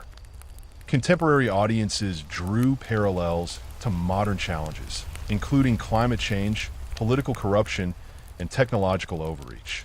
By juxtaposing the legend with contemporary realities, Atlantis provided a lens through which society could examine its own priorities, values, and potential vulnerabilities. Its narrative encouraged reflection on human choices, the stewardship of resources, and the ethical responsibilities of leaders and citizens alike. In this sense, the story remained relevant not because of its historical accuracy, but because of its enduring capacity to illuminate universal truths about human nature, society, and the consequences of action or inaction. Atlantis, therefore, persisted as both myth and mirror, reflecting human creativity, aspiration, and moral contemplation. From Plato's original dialogues to Renaissance scholarship, scientific inquiry, virtual reconstructions, and global cultural engagement, the legend had transcended the boundaries of time, geography, and discipline. It remained a living story, capable of evolving alongside human knowledge, imagination, and technological capability. By integrating philosophical inquiry, creative exploration, and empirical investigation, Atlantis bridged the past and the present, offering both caution and inspiration. Its concentric rings of land and water, golden temples, and sophisticated society continued to captivate the imagination, while the moral lessons embedded in the narrative remained profoundly relevant. Atlantis had become more than a lost city. It was a timeless framework through which humanity, could explore the potential and limits of civilization, the consequences of ethical and environmental choices, and the enduring pursuit of knowledge, virtue, and understanding. As humanity advanced further into the 21st century, the legend of Atlantis adapted to a rapidly changing world.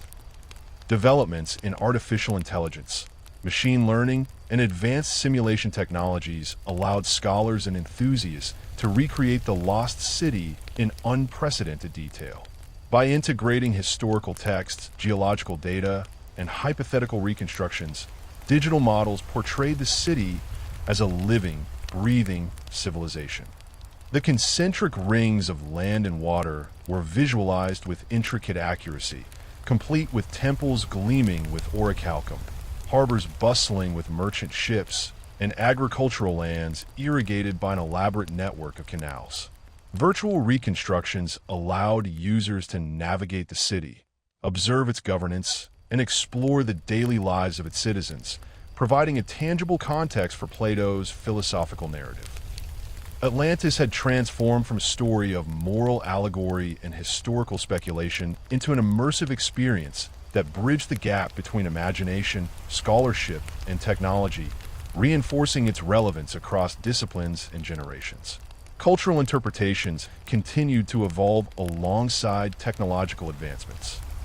Writers, filmmakers, and digital artists explore the story as both myth and metaphor, examining themes of hubris, moral decay, and societal collapse in ways that resonated with contemporary issues.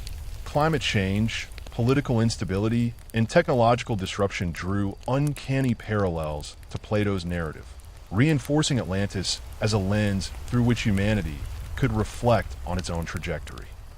In cinema and literature, the Atlantean society was often depicted in all its grandeur, emphasizing the contrast between its initial moral virtue and later corruption.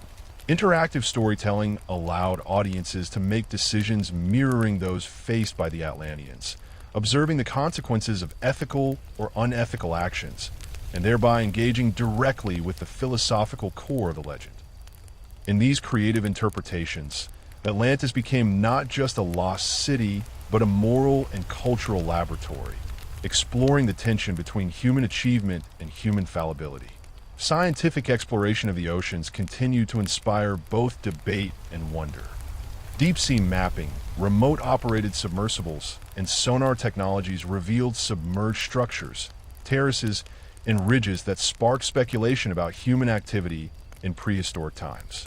While most formations were explained as natural geological phenomena, enthusiasts drew connections between these underwater landscapes and the descriptions in Plato's dialogues. Anthropologists and historians examined parallels between distant cultures, identifying similarities in urban planning, hydraulic engineering, and ceremonial architecture that suggested the potential transmission of cultural memory across vast regions. These analyses proposed that Plato's Atlantis could have been inspired by a fusion of myth, memory, and observation of natural disasters, such as rising seas and catastrophic floods at the end of the last ice age. Even without definitive proof, these investigations underscore the enduring appeal of the story as both a historical hypothesis and a narrative of collective imagination. Philosophically, Atlantis remained a potent symbol for reflection on human behavior, governance, and morality. Scholars continued to analyze the narrative as a cautionary tale about the dangers of unchecked ambition, the erosion of virtue, and the ethical responsibilities of society and leadership. University courses in philosophy, political science, and environmental ethics incorporated Atlantis as a case study, examining the consequences of wealth, power, and technological capability when divorced from moral principles. Lectures emphasized the cyclical nature of civilizations, the fragility of societal structures, and the importance of cultivating wisdom, courage, temperance, and justice within both individual and collective contexts. The story became a mirror through which students could explore contemporary challenges, recognizing the timeless relevance of Plato's allegorical warning about the balance between prosperity and ethical integrity. Digital technology further expanded the narrative's reach and participatory potential, Online communities, research networks, and simulation platforms allowed enthusiasts worldwide to collaborate in reconstructing the city, modeling its economy, society, and governance structures, and testing the implications of ethical and environmental decisions. These interactive reconstructions bridged historical research, philosophical inquiry, and creative expression, allowing participants to explore Atlantis not just as a story, but as a dynamic system with lessons applicable to real-world societal challenges. Virtual Atlantean cities became spaces for experimentation, reflection, and engagement, illustrating how myths could function as frameworks for both imagination and critical thinking.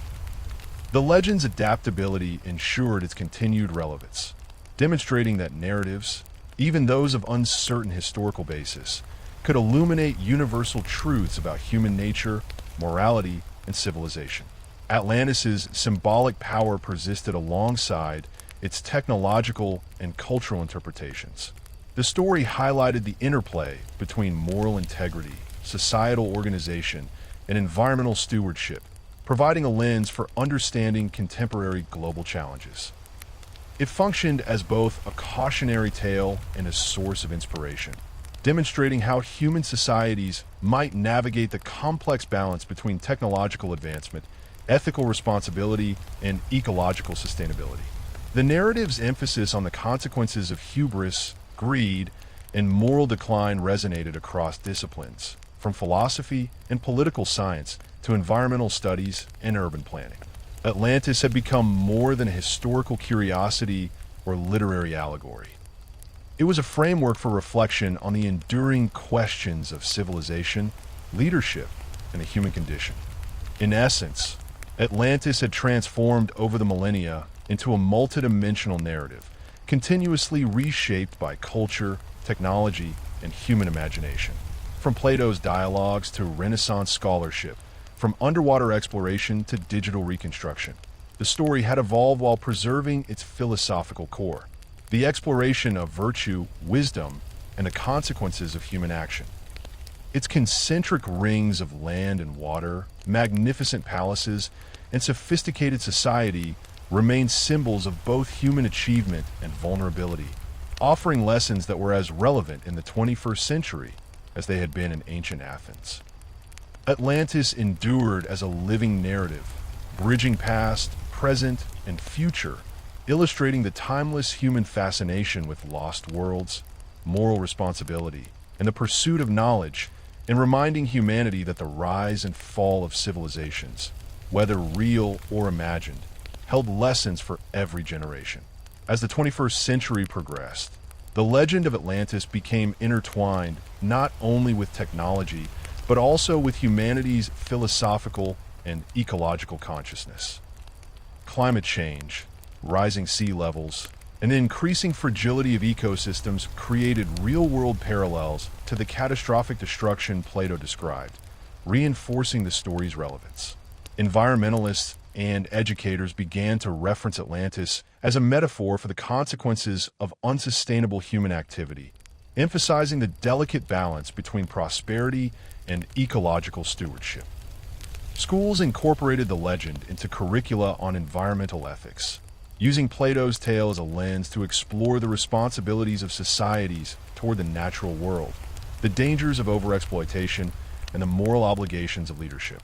In this way, Atlantis served as a bridge between ancient allegory and contemporary global challenges, illustrating timeless truths about the interplay between power, morality, and the environment. At the same time, the rapid evolution of artificial intelligence and virtual reality allowed researchers and enthusiasts to expand the story's experiential dimensions. AI algorithms modeled Atlantean society in unprecedented detail, simulating economic systems, governance, military organization, and social dynamics. Virtual reality environments reconstructed the capital city, complete with concentric rings of land and water, golden temples, sprawling palaces, and elaborate harbors. Users could navigate the city, witness daily life, and interact with simulations of Atlantean decision-making, observing firsthand the consequences of ethical or corrupt choices. These digital reconstructions did more than entertain. They allowed participants to explore the philosophical and moral dimensions of Plato's story, bridging the gap between imagination, empirical observation, and ethical reflection. Atlantis became not merely a legend to be read, but a participatory environment for learning, experimentation, and moral contemplation. Cultural interpretations continued to flourish, spanning literature, film, interactive media, and the visual arts. Writers explored the psychological and ethical dimensions of Atlantean society, imagining the inner lives of citizens, rulers, and priests, and the conflict between virtue, ambition, and material desire. Filmmakers created visual spectacles of the city's grandeur and devastation, emphasizing both aesthetic beauty and the ethical lessons embedded in Plato's narrative.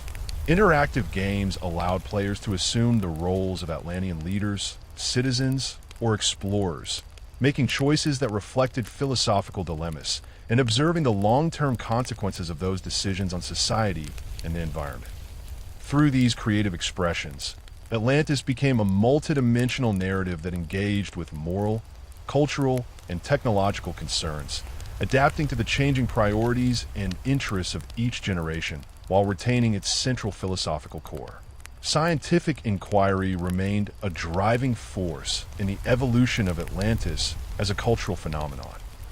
Oceanographers, geologists, and archaeologists examined submerged coastlines, underwater terraces, and sedimentary formations for evidence of past civilizations. While most formations were explained by natural geological processes, some researchers suggested that certain anomalies might represent remnants of ancient human activity preserved beneath layers of sediment.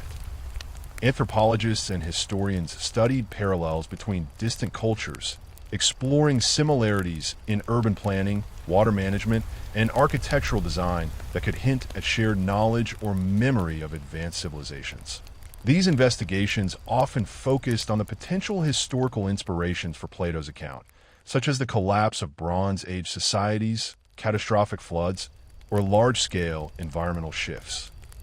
Even without definitive proof, these studies reinforced the narrative's dual function as both allegory and a possible reflection of ancient human experiences, bridging myth, memory, and empirical investigation. Philosophical engagement with Atlantis deepened as well. Scholars examined the story as a cautionary tale about the dangers of unchecked ambition, the consequences of moral corruption, and the responsibilities of governance. University courses explored the narrative in relation to ethics, political theory, environmental stewardship, and human behavior, emphasizing the cyclical patterns of societal rise and decline. Lectures highlighted the contrast between the virtuous Athens of Plato's allegory and the morally deteriorated Atlantean Empire, illustrating lessons about balance, responsibility, and foresight. The story encouraged reflection on the nature of civilization, the ethical obligations of leaders, and the delicate interplay between wealth, power, and virtue. In this way, Atlantis remained a living framework for understanding both historical patterns and contemporary challenges, allowing humanity to draw insight from the narrative while exploring its philosophical and moral dimensions.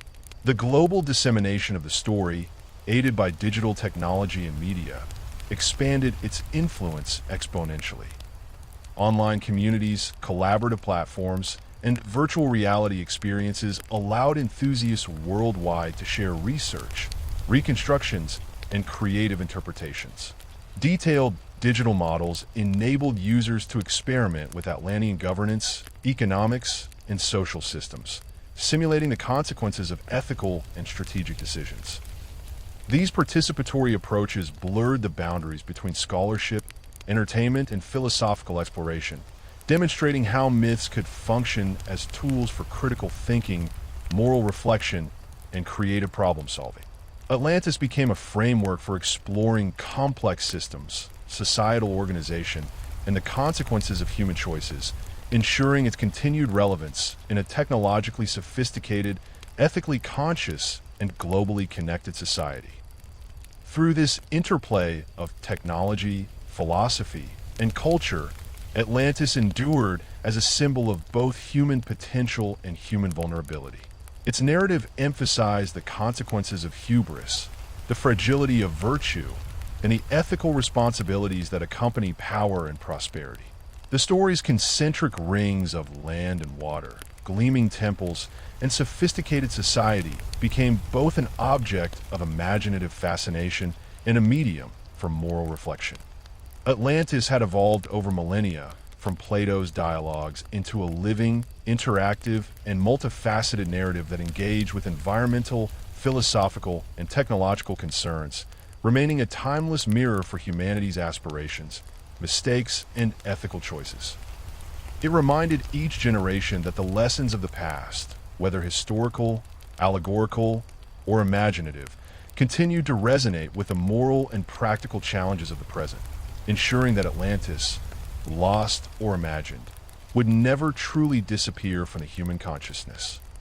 By the mid-21st century, the story of Atlantis had become deeply embedded in the collective imagination of humanity, no longer confined to books, lectures, or virtual reconstructions, but expanding into practical experimentation in urban planning, sustainable engineering, and governance. Cities worldwide began to adopt Atlantean-inspired designs, incorporating concentric layouts, efficient water management systems, and modular architecture that balanced beauty with functionality. Scholars and engineers, inspired by Plato's allegory, sought to create societies that avoided the moral and ecological failings of the fabled civilization. Public spaces reflected both aesthetic grandeur and environmental responsibility, combining abundant green spaces, waterways, and sustainable energy solutions. In this way, Atlantis served not just as a mythological or philosophical framework, but as a blueprint for ethical urban development and a pursuit of societal balance. The technological exploration of Atlantis also reached unprecedented heights. Advanced underwater drones, autonomous submersibles, and deep-sea exploration vessels mapped previously inaccessible regions of the Atlantic and beyond, searching for evidence of submerged settlements, sunken land masses, and geological formations consistent with Plato's descriptions. Scholars debated whether Plato's narrative was entirely fictional, partly inspired by real events, or these expeditions, often coordinated internationally, were accompanied by AI-powered data analysis that could detect subtle anomalies in sonar imagery, sediment layers, and topography.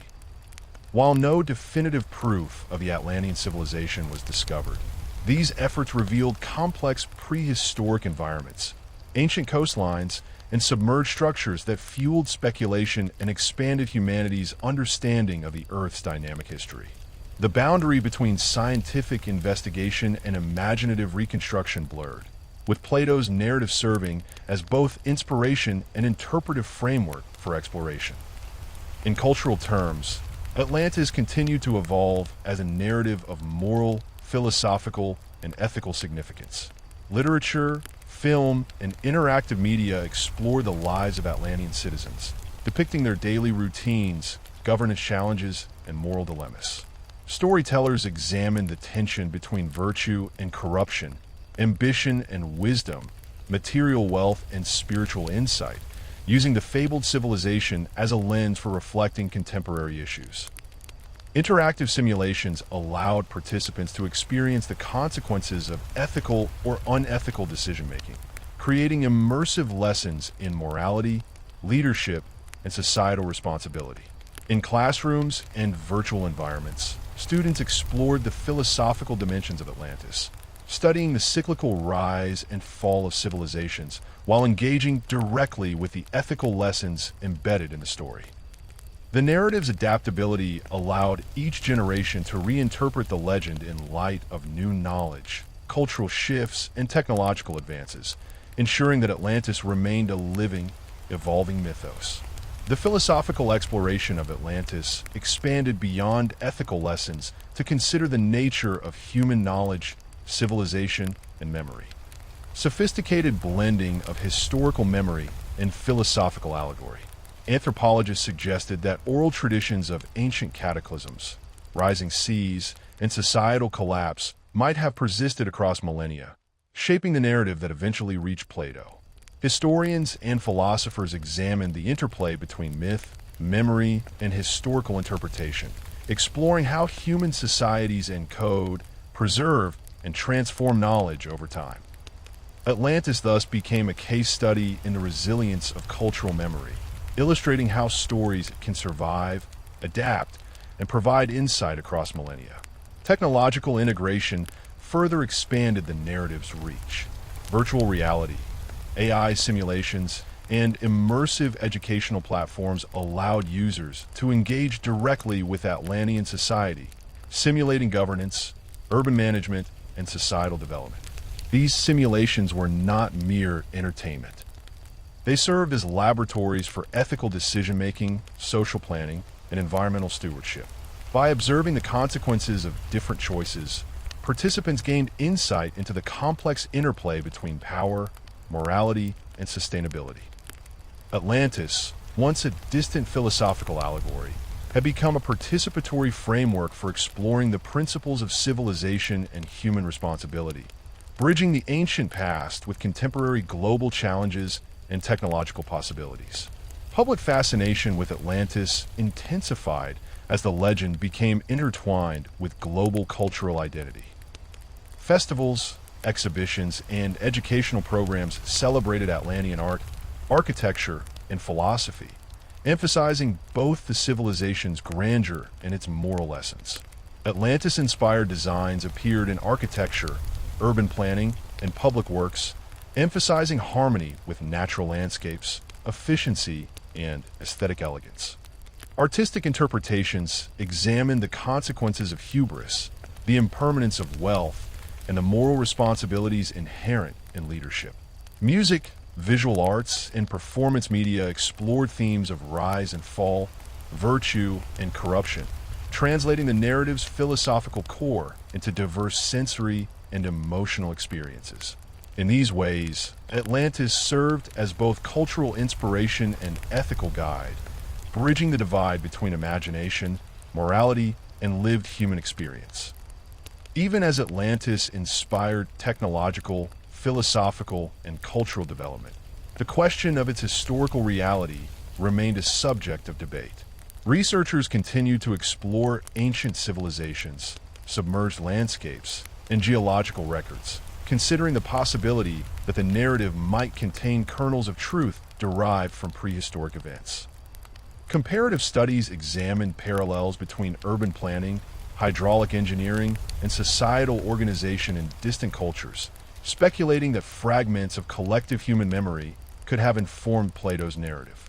At the same time, historians, philosophers, and educators emphasized the story's allegorical significance, noting that its value did not depend on historical verification. Atlantis's enduring relevance lay in its ability to illuminate the principles of human behavior, ethical governance, societal resilience, and the consequences of moral decline.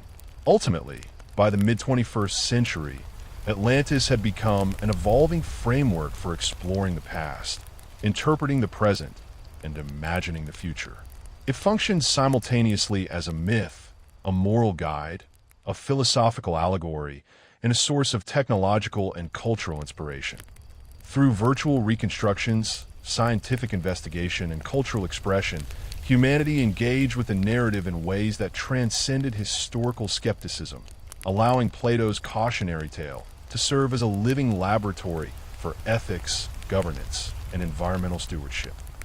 Atlantis, whether real or imagined, remained a mirror reflecting the complexities of human civilization, a reminder of the consequences of ambition and hubris, and a source of enduring inspiration for societies striving to balance power, virtue, and wisdom in an ever-changing world. As humanity approached the latter decades of the 21st century, the story of Atlantis became increasingly intertwined with efforts to address existential challenges. Rising seas, environmental degradation, and the accelerating pace of technological change created conditions that mirrored, in many ways, the vulnerabilities Plato had described in the Atlantean civilization. Scholars and policymakers began to draw explicit lessons from the legend, examining how unchecked ambition, moral decay, and environmental mismanagement could threaten even the most advanced societies. Atlantis, once primarily a philosophical allegory or cultural curiosity, evolved into a cautionary blueprint for survival, a story that highlighted both the possibilities of human achievement and the perils of hubris. Urban planners, environmental scientists, and political theorists frequently reference the concentric rings of Atlantis as an ideal of balance between natural and built environments, between prosperity and ethical responsibility, and between human ingenuity and ecological sustainability. Technologically, the legend of Atlantis inspired innovations that extended beyond virtual reconstructions into tangible applications. Engineers explored hydraulic systems modeled on Plato's descriptions, designing canals, aqueducts, and urban water management networks that could withstand extreme climatic conditions while supporting dense populations. Architects experimented with concentric urban layouts, integrating renewable energy grids, green infrastructure, and adaptive building materials inspired by the Atlantean emphasis on both beauty and utility. In these implementations, the ethical dimension of Atlantis became as important as the aesthetic or functional one. Communities were encouraged to cultivate social cohesion, equitable governance, and long-term planning, reflecting the story's philosophical core. The prosperity, when divorced from wisdom and virtue, can lead to inevitable collapse. Atlantis had become a template not just for imagination, but for action, guiding efforts to create resilient and morally grounded societies. Cultural production in the 21st century increasingly reflected the dual nature of Atlantis as both myth and mirror. Filmmakers explored the psychological consequences of wealth, power, and moral corruption, producing narratives in which modern societies faced consequences analogous to the destruction of Atlantis. Authors incorporated the story into speculative fiction, examining civilizations that, like Atlantis, rose to extraordinary technological heights but ultimately succumbed to internal failings. Virtual reality experiences allowed users to inhabit Atlantean cities, interact with citizens, participate in governance, and make ethical decisions whose outcomes reflected both immediate and long-term consequences. In this way, Atlantis provided a dynamic platform for exploring the ethical dimensions of human society, engaging users in a participatory process that reinforced the philosophical lessons Plato had embedded in his dialogues over 2 millennia ago. The philosophical significance of Atlantis continued to expand in academic discourse. Ethicists, political theorists, and environmental philosophers studied the legend as a comprehensive reflection on societal resilience, governance, and morality. Comparative analyses between historical civilizations, such as the fall of the Roman Empire or the Bronze Age collapse, and the narrative of Atlantis illuminated enduring patterns of rise and decline. Plato's emphasis on the virtuous foundations of Athens versus the corrupted grandeur of Atlantis became a framework for understanding the interplay between moral integrity and societal stability. These studies emphasize the cyclical nature of history, highlighting how even technologically advanced societies could fail if ethical principles were neglected. Atlantis, in this context, served not only as a warning, but as a guide for fostering long-term social, political, and ecological resilience. Global engagement with Atlantis intensified through collaborative digital platforms, scientific consortia, and international symposiums.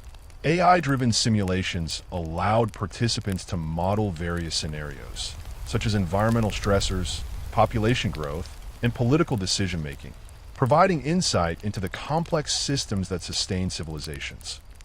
Atlantis-inspired simulations demonstrated how virtuous leadership, ethical governance, and responsible resource management could mitigate collapse, while unchecked ambition, inequality, and environmental exploitation accelerated decline. These platforms became experimental laboratories for studying human behavior, ethics, and the consequences of societal decisions, merging narrative, philosophy, and empirical investigation in ways that were unprecedented. Through this convergence, Atlantis continued to serve as both a practical and symbolic guide, illustrating the intricate relationship between human action, moral responsibility, and societal survival. Even in the realms of art, literature, and entertainment, Atlantis maintained a profound influence. Sculptors recreated imagined Atlantean architecture, blending classical forms with futuristic design elements, emphasizing harmony, balance, and resilience.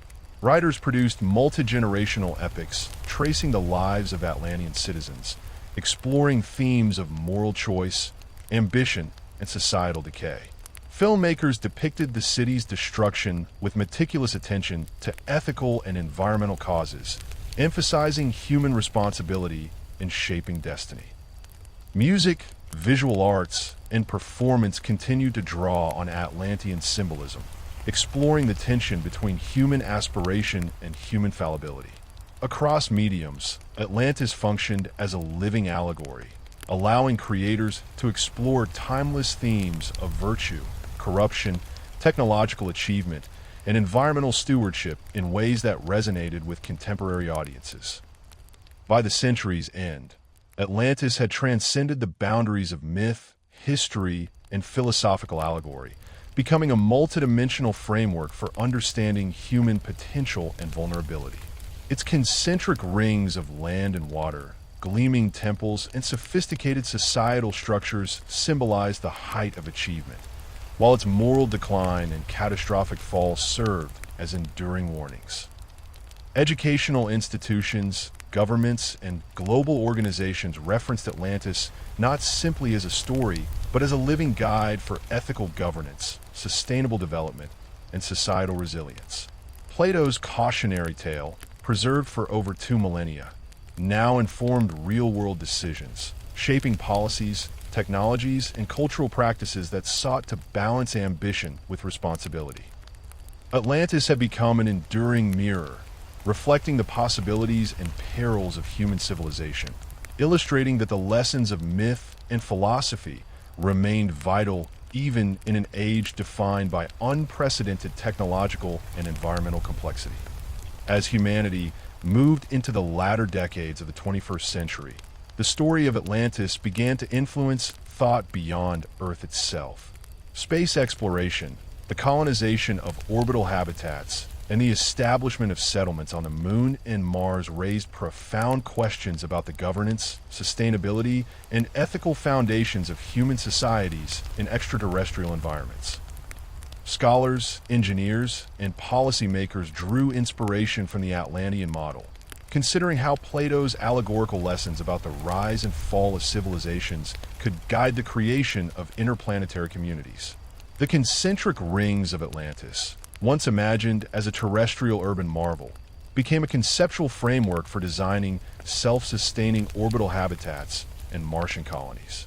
Water management systems, energy distribution networks, and modular urban planning, all inspired by the legend, helped shape resilient settlements capable of withstanding environmental challenges, resource scarcity, and social tensions inherent in off-world communities. Atlantis thus expanded from myth and philosophy into a template for practical action, informing humanity's first steps into a multi-planetary future. Technological and philosophical exploration converged in these projects. Advanced AI systems, capable of modeling both physical infrastructure and social dynamics, simulated Atlantean society in unprecedented detail. Researchers could test governance strategies, societal norms, and environmental policies, observing how different choices affected the longevity and ethical cohesion of these hypothetical civilizations. Virtual reconstructions of the Atlantean capital allowed participants to inhabit the city, navigate its canals, interact with AI-driven citizens, and experience firsthand the consequences of virtue and corruption. These simulations were not mere exercises in entertainment.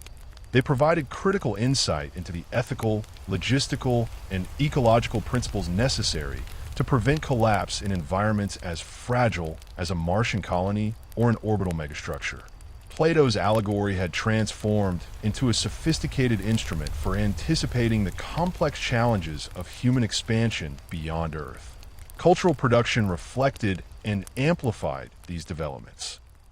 Authors and filmmakers produced narratives exploring the psychological and ethical dimensions of interplanetary settlements through an Atlantean lens.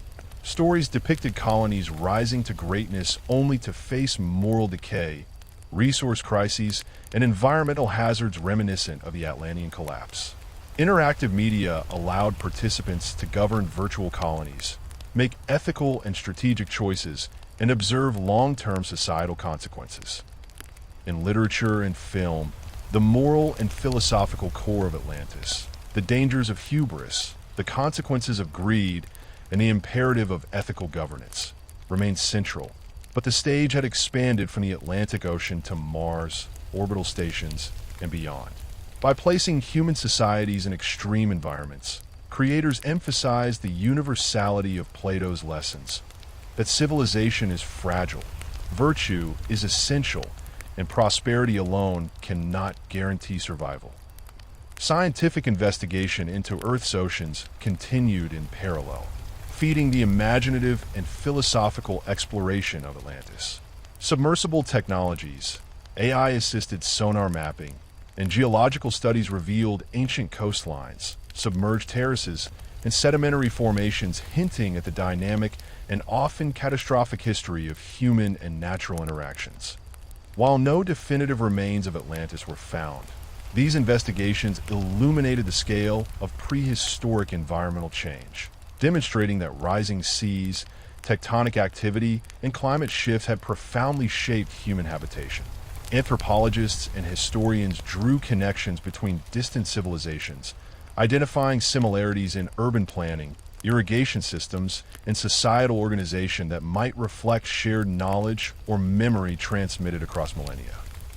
These insights fueled continued debate over whether Plato's Atlantis was purely allegorical, partially inspired by real events, or a sophisticated synthesis of myth, memory, and observation. Philosophical engagement deepened as well. Ethical theorists, political philosophers, and environmental scientists examined Atlantis as a multidimensional allegory with lessons for human governance, technological stewardship, and societal resilience. University courses and global symposiums explored the consequences of moral decay, the fragility of power, and the responsibilities of leaders toward both citizens and the natural environment. Comparative studies drew parallels between the collapse of ancient civilizations, such as those of the Bronze Age, and Plato's narrative, emphasizing patterns of overreach, corruption, and environmental mismanagement. Atlantis became a paradigm for understanding the dynamics of human societies, demonstrating that even technologically advanced civilizations are vulnerable without ethical and ecological wisdom. Its lessons informed policies, urban planning, and education, illustrating the continuing relevance of ancient allegory for the modern world. The story's integration into global consciousness expanded through digital platforms, collaborative research, and participatory simulations. AI-driven models allowed users to experiment with Atlantean governance, resource management, and ethical decision-making, observing outcomes that reflected both immediate consequences and long-term societal stability. These simulations merged philosophy, ethics, and practical experimentation, providing a living laboratory for understanding human behavior and societal dynamics. Atlantis thus evolved into a comprehensive tool for reflection, education, and innovation, bridging historical narrative, imaginative reconstruction, and real-world application. Its moral and philosophical resonance remains central, that civilization depends not solely on wealth or technology, but on the cultivation of virtue, wisdom, and foresight. By the close of the 21st century, Atlantis had become a symbol not only of human potential, but also of caution, imagination, and responsibility. It functions simultaneously as myth, historical hypothesis, philosophical allegory, and practical guide for societal design. Its architectural marvels, complex social structures, and moral narrative continued to inspire, caution, and educate, ensuring that Plato's story remained a living, evolving framework for understanding the challenges of civilization. Atlantis had transcended time, geography, and medium, becoming a bridge between past wisdom, present inquiry, and future aspiration. In every exploration, simulation, and artistic interpretation, the story reminded humanity that progress without virtue, ambition without foresight, and prosperity without responsibility inevitably leads to decline, and that the lessons of the lost city remain as urgent today as they were over 2 millennia ago. As humanity entered the early decades of the 22nd century, Atlantis had evolved from myth into a cornerstone of global and interplanetary consciousness. With Earth's societies increasingly interconnected through advanced communication networks, AI-guided governance systems, and immersive virtual experiences, the story of Atlantis became a universal touchstone for understanding civilization, ethics, and environmental stewardship. Scholars, engineers, and policymakers frequently invoke Plato's narrative when designing new urban centers, space colonies, and even floating oceanic habitats. The concentric ring model of Atlantis, once a fanciful description of a distant city, now informs city planning on a planetary and orbital scale, emphasizing harmony, balance, and resilience. By structuring settlements around efficient distribution of resources, centralized governance, and aesthetic integration with the environment, humanity sought to avoid the moral and practical failings that had doomed the Atlanteans in Plato's allegory. In parallel, artificial intelligence had matured into fully autonomous systems capable of not only managing infrastructure, but also simulating societal dynamics. AI-driven models recreated the political, social, and economic structures of Atlantis in extraordinary detail. Researchers and students could participate in simulations where every decision, from trade agreements to military campaigns, produced measurable effects on society, allowing them to explore the consequences of ethical or corrupt governance. These digital reconstructions were enriched by historical, archaeological, and anthropological data, producing scenarios that were as instructive as they were immersive. Atlantis thus transformed into a living educational ecosystem, where moral philosophy, societal engineering, and environmental planning intersected, making Plato's allegorical lessons tangible in the digital age. Cultural engagement with Atlantis reached unprecedented depth during this period. Global media, literature, and art explored both historical speculation and speculative futures, reflecting humanity's aspirations, fears, and moral dilemmas. Writers imagined societies that, like Atlantis, achieved technological and cultural heights, but faced internal ethical crises and environmental challenges. Filmmakers depicted the city's destruction with a focus on systemic failure. How wealth without wisdom, expansion without restraint, and power without virtue led inevitably to catastrophe. Virtual reality experiences allowed users to inhabit Atlantean streets, govern cities, and participate in ethical decision-making, highlighting the interplay between individual choice and collective destiny. Through these immersive experiences, Atlantis continued to serve as a mirror, reflecting both the potential and the peril inherent in human civilization. Scientific exploration of the Earth's oceans and continental shelves intensified, fueled by autonomous underwater vehicles, advanced sonar mapping, and AI-assisted geological analysis. These explorations revealed evidence of ancient coastlines, submerged terraces, and massive sedimentary formations created by shifting seas and catastrophic events. While definitive proof of a lost Atlantean civilization remained elusive, these discoveries provided context for Plato's narrative and demonstrated the plausibility of large-scale environmental disruption affecting prehistoric societies. Anthropologists studied parallels between geographically distant civilizations, identifying similar urban planning techniques, hydraulic engineering, and social organization, suggesting that the memory of complex, interconnected societies may have persisted across millennia. In this way, Atlantis remained both a metaphor and a possible reflection of ancient human experience, bridging myth, memory, and empirical observation. The philosophical discourse surrounding Atlantis expanded as humanity confronted increasingly complex challenges. Ethical theorists, political philosophers, and environmental scientists examine the narrative as a framework for sustainable governance, social cohesion, and moral responsibility. Courses at universities and global symposiums explored the consequences of moral decay, societal imbalance, and ecological mismanagement. Comparative studies highlighted historical analogs, such as the collapse of Bronze Age civilizations, illustrating the cyclical patterns of rise and fall and reinforcing Plato's central lesson that virtue, foresight, and balance are essential for the longevity of any civilization. Atlantis became a case study in resilience, emphasizing that technological advancement alone cannot sustain society without ethical governance and respect for natural limits. Global integration of Atlantis-inspired thought extended into the realms of policy and urban design. Governments and international organizations adopted Atlantean principles in the planning of resilient megacities, climate-adaptive settlements, and interplanetary habitats.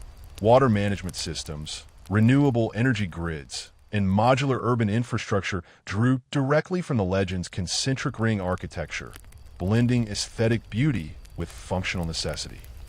Ethical governance models, tested in AI-driven simulations, informed public policy decisions, ensuring that prosperity did not lead to the moral and societal decay that had doomed Atlantis.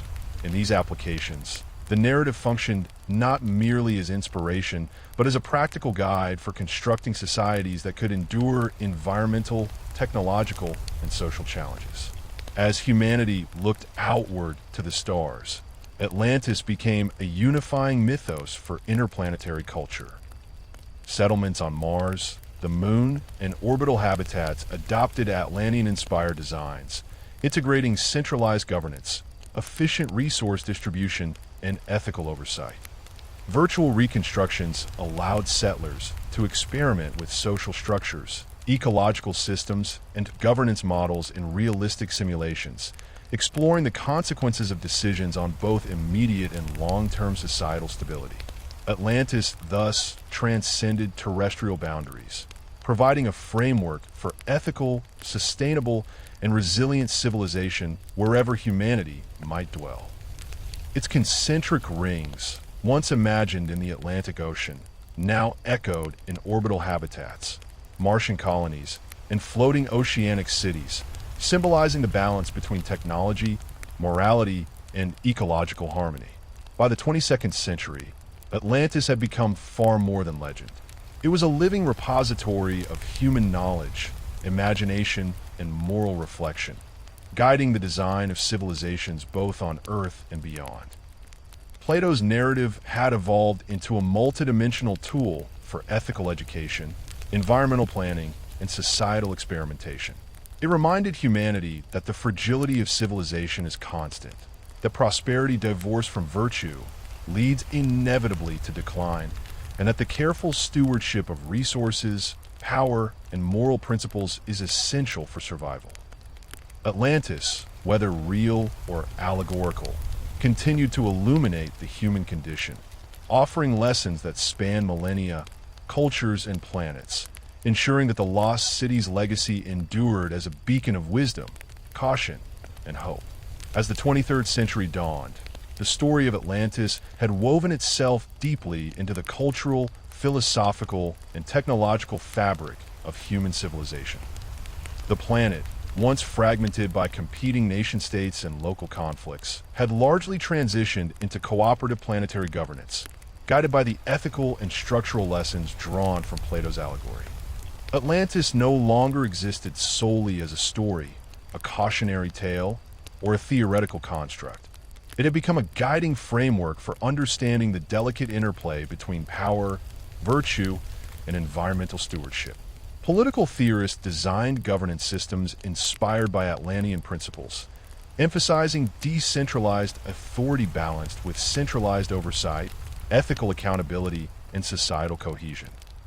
The concentric ring design of Atlantis, now abstracted from physical urban planning, served as a model for social and political organization, reinforcing the idea that the health of the collective depends on balance and cooperation between its components.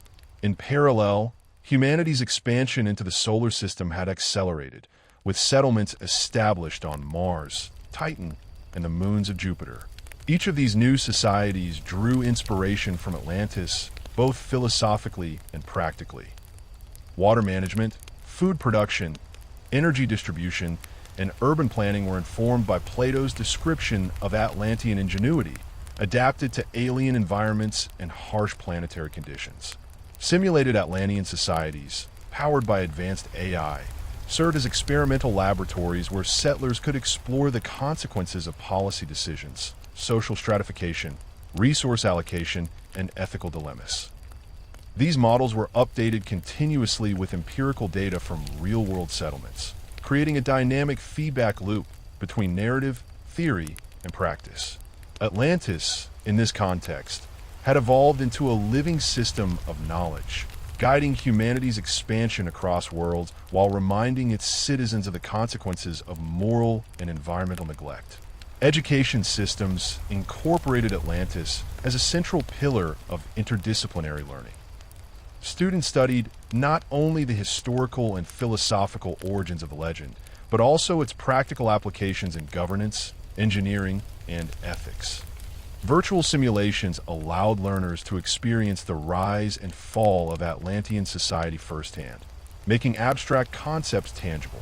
By participating in governance, trade, and societal management within these simulations, students internalized lessons about the importance of foresight, justice, temperance, and wisdom, the very virtues that Plato had associated with the ideal Athenian state. Atlantis thus became a tool for cultivating a morally and intellectually responsible citizenry, capable of navigating the complexities of an increasingly interconnected and technologically advanced civilization. Cultural and artistic interpretations continued to flourish, reflecting humanity's evolving relationship with Atlantis. Artists, writers, and filmmakers explored the story through speculative narratives set both on Earth and in distant colonies, juxtaposing the grandeur of Atlantean architecture with the fragility of its moral and societal structures.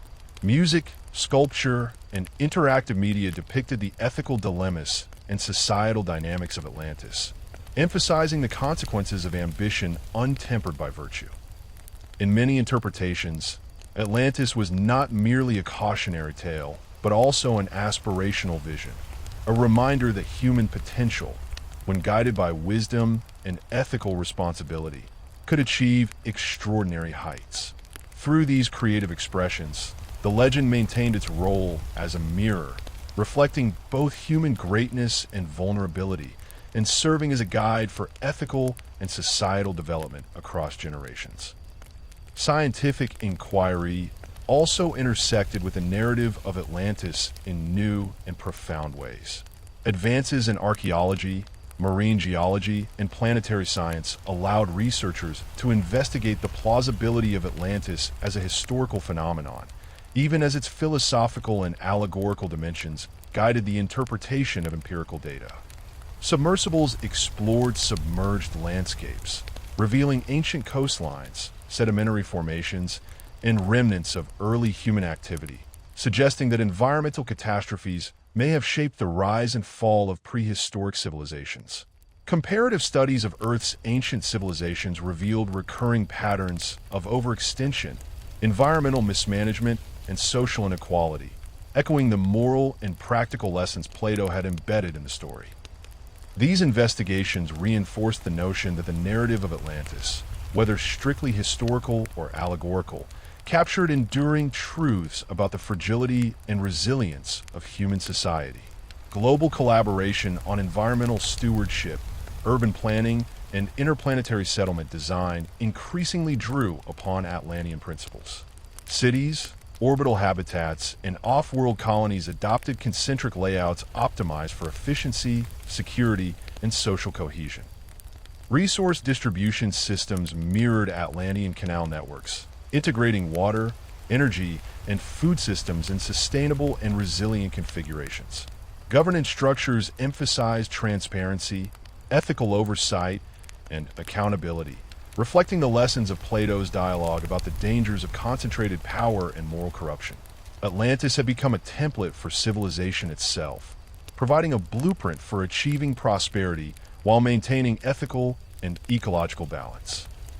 By the mid-23rd century, Atlantis had transcended its origins as a myth or philosophical allegory, evolving into a dynamic and practical framework for human society. Its legacy shaped the ethical, technological, and cultural foundations of civilization on Earth and beyond, guiding the design of resilient societies capable of navigating the complexities of interplanetary life. The concentric rings of the Atlantean city, once a literary marvel, had become a metaphor for balance and integration, symbolizing the interdependence of moral virtue, societal structure, and environmental sustainability. Through simulation, experimentation, and lived experience, Atlantis provided humanity with a compass, illuminating the path between ambition and hubris, prosperity and ethical responsibility, and technological achievement and moral wisdom. As the 24th century unfolded, Atlantis became not merely a historical or philosophical touchstone, but a central element in the collective consciousness of humanity, guiding civilization across multiple worlds. The legend's concentric ring design, once confined to imagination and metaphor, had inspired the layouts of entire planetary colonies, space habitats, and artificial biospheres. Engineers and architects developed settlements where resources, energy, and social functions flowed with the efficiency and harmony Plato had described, while AI-managed simulations continuously monitored societal health, environmental balance, and ethical governance. The lessons of Atlantis had become operational principles, shaping policy, urban planning, and education to prevent the moral and practical failings that had once doomed the legendary city. Atlantis now functioned as both a cautionary tale and a practical blueprint, demonstrating the timeless interplay between virtue, foresight, and societal resilience. Philosophical inquiry evolved alongside technological expansion. The story of Atlantis was integrated into curricula that spanned ethics, governance, environmental science, and interstellar sociology. Students and scholars engaged in immersive simulations where they experienced the consequences of social, political, and environmental decisions, exploring how even minor lapses in virtue or foresight could escalate into systemic collapse. These exercises reinforced the fundamental principle at the heart of Plato's narrative: that prosperity, power, and knowledge must be accompanied by wisdom and moral responsibility. Atlantis became a living laboratory for the exploration of human nature, societal organization, and the ethical use of technology, offering insights applicable to both terrestrial and extraterrestrial societies. Cultural expression in this era reflected a sophisticated interplay between myth, philosophy, and empirical observation. Artists, writers, and performers explored Atlantis across mediums, imagining societies that achieved unprecedented technological and cultural heights while grappling with ethical dilemmas that tested the very foundations of civilization. Virtual reality, neural interface storytelling, and holographic reconstructions allowed individuals to inhabit Atlantean cities, participate in governance, and witness the long-term consequences of ethical and unethical behavior. Atlantis became a lens through which humanity examined its potential for greatness and vulnerability, reinforcing lessons about cooperation, foresight, and the balance between material ambition and moral integrity. Scientific investigation continued to illuminate the context in which Plato's narrative had emerged. Submersible expeditions and satellite surveys mapped ancient coastlines, submerged geological formations, and traces of early human habitation, providing insights into the environmental dynamics that could have inspired the Atlantis story. Anthropologists and historians identified patterns of urban development, hydraulic engineering, and social organization across widely separated ancient civilizations, suggesting that shared human experiences of environmental adaptation and societal complexity might underlie Plato's narrative. These findings allowed Atlantis to function simultaneously as a source of historical curiosity, a philosophical guide, and an ethical template for contemporary civilization. Interplanetary society adopted Atlantean principles in its governance structures and urban design. Concentric layouts optimized for efficiency, resource distribution, and social cohesion became standard in off-world settlements, from the Martian domes to orbital habitats. Water and energy networks mirrored Atlantean canal systems, integrating renewable energy sources, food production, and waste management into sustainable cycles. Governance systems emphasized transparency, ethical oversight, and accountability, reflecting Plato's lessons on the dangers of concentrated power and moral corruption. Atlantis had transcended myth and history to become a blueprint for civilization itself, providing a model for prosperity, resilience, and ethical stewardship across worlds. By the latter half of the 24th century, Atlantis had fully integrated into the narrative of humanity's long-term survival. Its legacy guided both practical decisions and cultural identity, providing a framework for understanding the consequences of human action and the necessity of moral and societal balance. The concentric rings of the Atlantean city, once an imaginative marvel, symbolize the interdependence of governance, ethics, and environmental management. Through simulation, experimentation, and lived experience, Atlantis offered humanity a path to navigate ambition responsibly, achieve prosperity sustainably, and ensure that technological and societal advancements were anchored in virtue and foresight. It remained an enduring compass, illuminating the precarious balance between human potential and human fallibility, and offering a vision of civilization that could endure across millennia and planets. As the 25th century emerged, Atlantis had fully transcended its origins as legend, philosophy, and literary artifact, becoming a foundational framework for the civilization of humanity across Earth and the stars. By this era, humanity had established thriving settlements not only on Mars and the Moon, but also in the asteroid belt and on orbital habitats around Jupiter and Saturn. In every new colony, the guiding principles derived from Atlantis shaped social structures, urban planning, environmental management, and governance. The concentric ring model of the Atlantean city had evolved into a universal paradigm, a way to harmonize human ambition with ethical responsibility, technological advancement with ecological stewardship, and centralized oversight with decentralized autonomy. The story of Atlantis had become a lens through which civilizations, terrestrial and interstellar, could anticipate challenges, design resilient systems, and cultivate ethical societies capable of enduring the unpredictable conditions of space. Education and knowledge dissemination had reached unprecedented sophistication.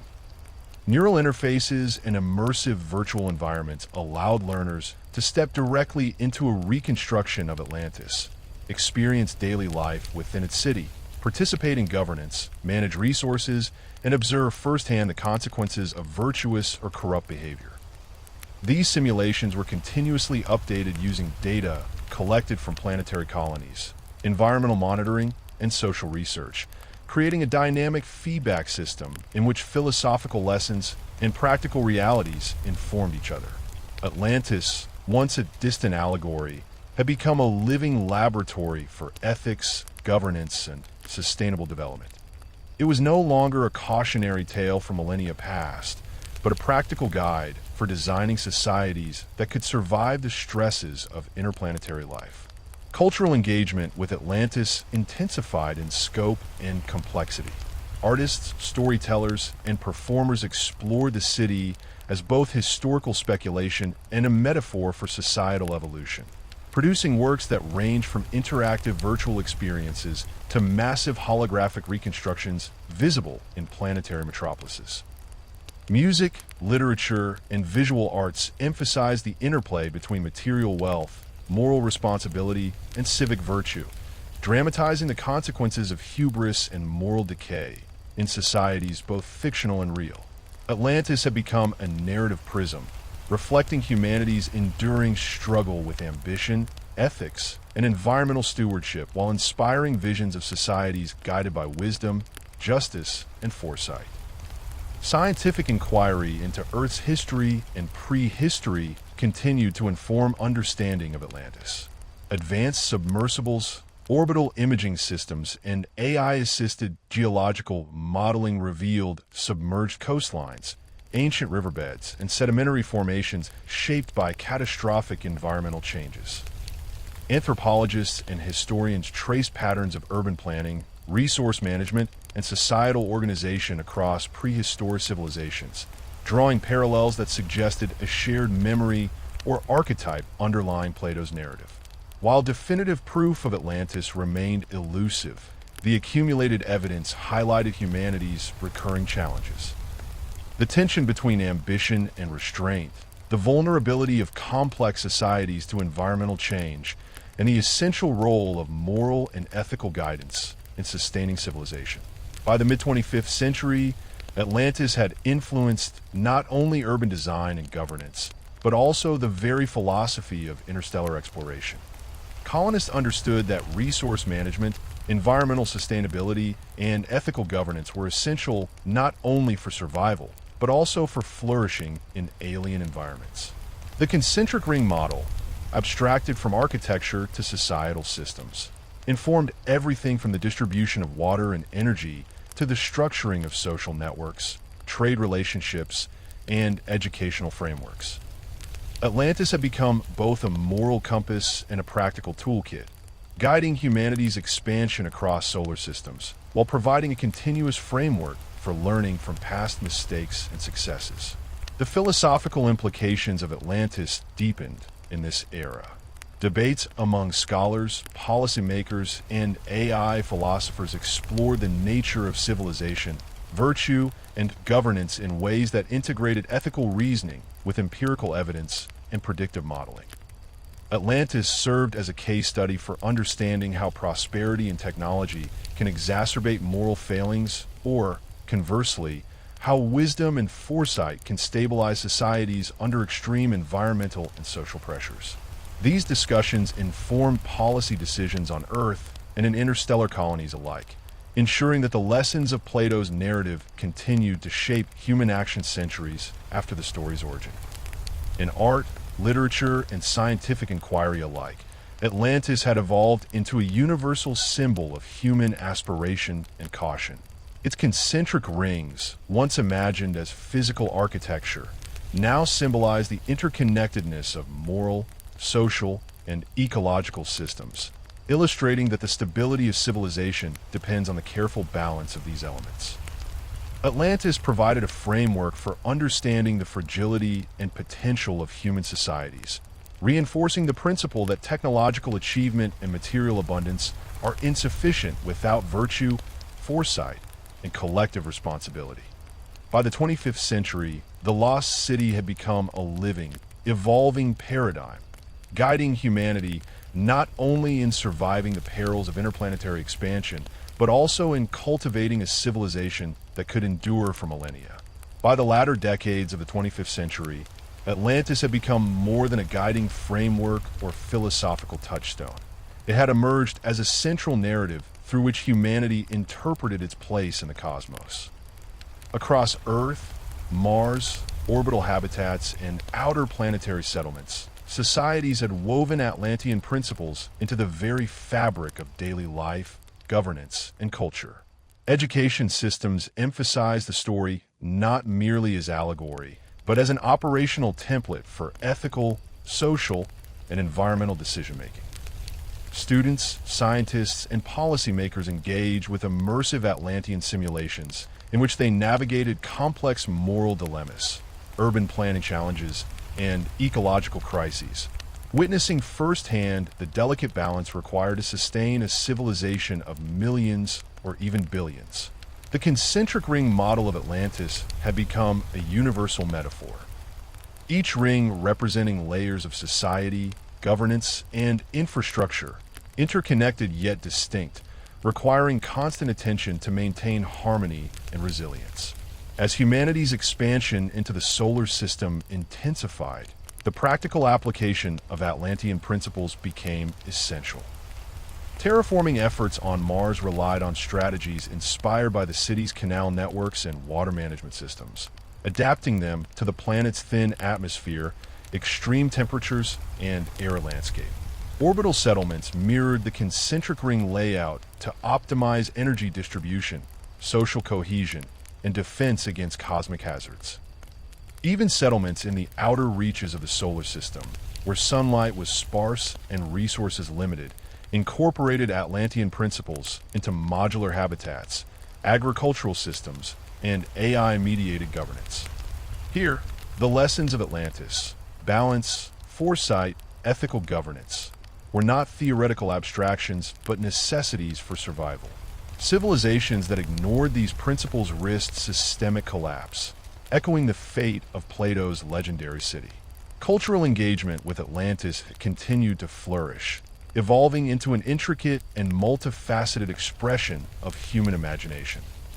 Artists, musicians, and writers explored the city in ways that were simultaneously historical, speculative, and allegorical. Holographic performances recreated the grandeur of the Atlantean capital, complete with shimmering orichalcum walls, concentric waterways, and temples dedicated to Poseidon. Virtual reality environments allowed users to participate in civic life, manage resources, and witness the consequences of ethical or corrupt decisions in real time. These experiences reinforced the lessons embedded in Plato's narrative, that virtue, wisdom, and foresight were as essential to the endurance of civilization as technological prowess or material wealth. Atlantis had become both a mirror and a guide, reflecting humanity's strengths and weaknesses while charting the course towards sustainable and ethical development. Scientific exploration increasingly intersected with Atlantean scholarship. Submersibles mapped ancient coastlines and submerged terraces, while orbital imaging revealed patterns of sedimentation and geologic disruption consistent with historical environmental catastrophes. These discoveries suggested that large-scale floods, tectonic shifts, and other natural disasters had shaped early human societies in ways that could have inspired Plato's narrative. Comparative studies of ancient civilizations, from the urban planning of Mesopotamia and the hydraulic engineering of the Andean cultures to the maritime empires of the Bronze Age, revealed recurring patterns of complexity, vulnerability, and collapse. Atlantis thus operated as a lens through which humanity could study both the moral and environmental dimensions of civilization, bridging myth, historical memory, and empirical investigation.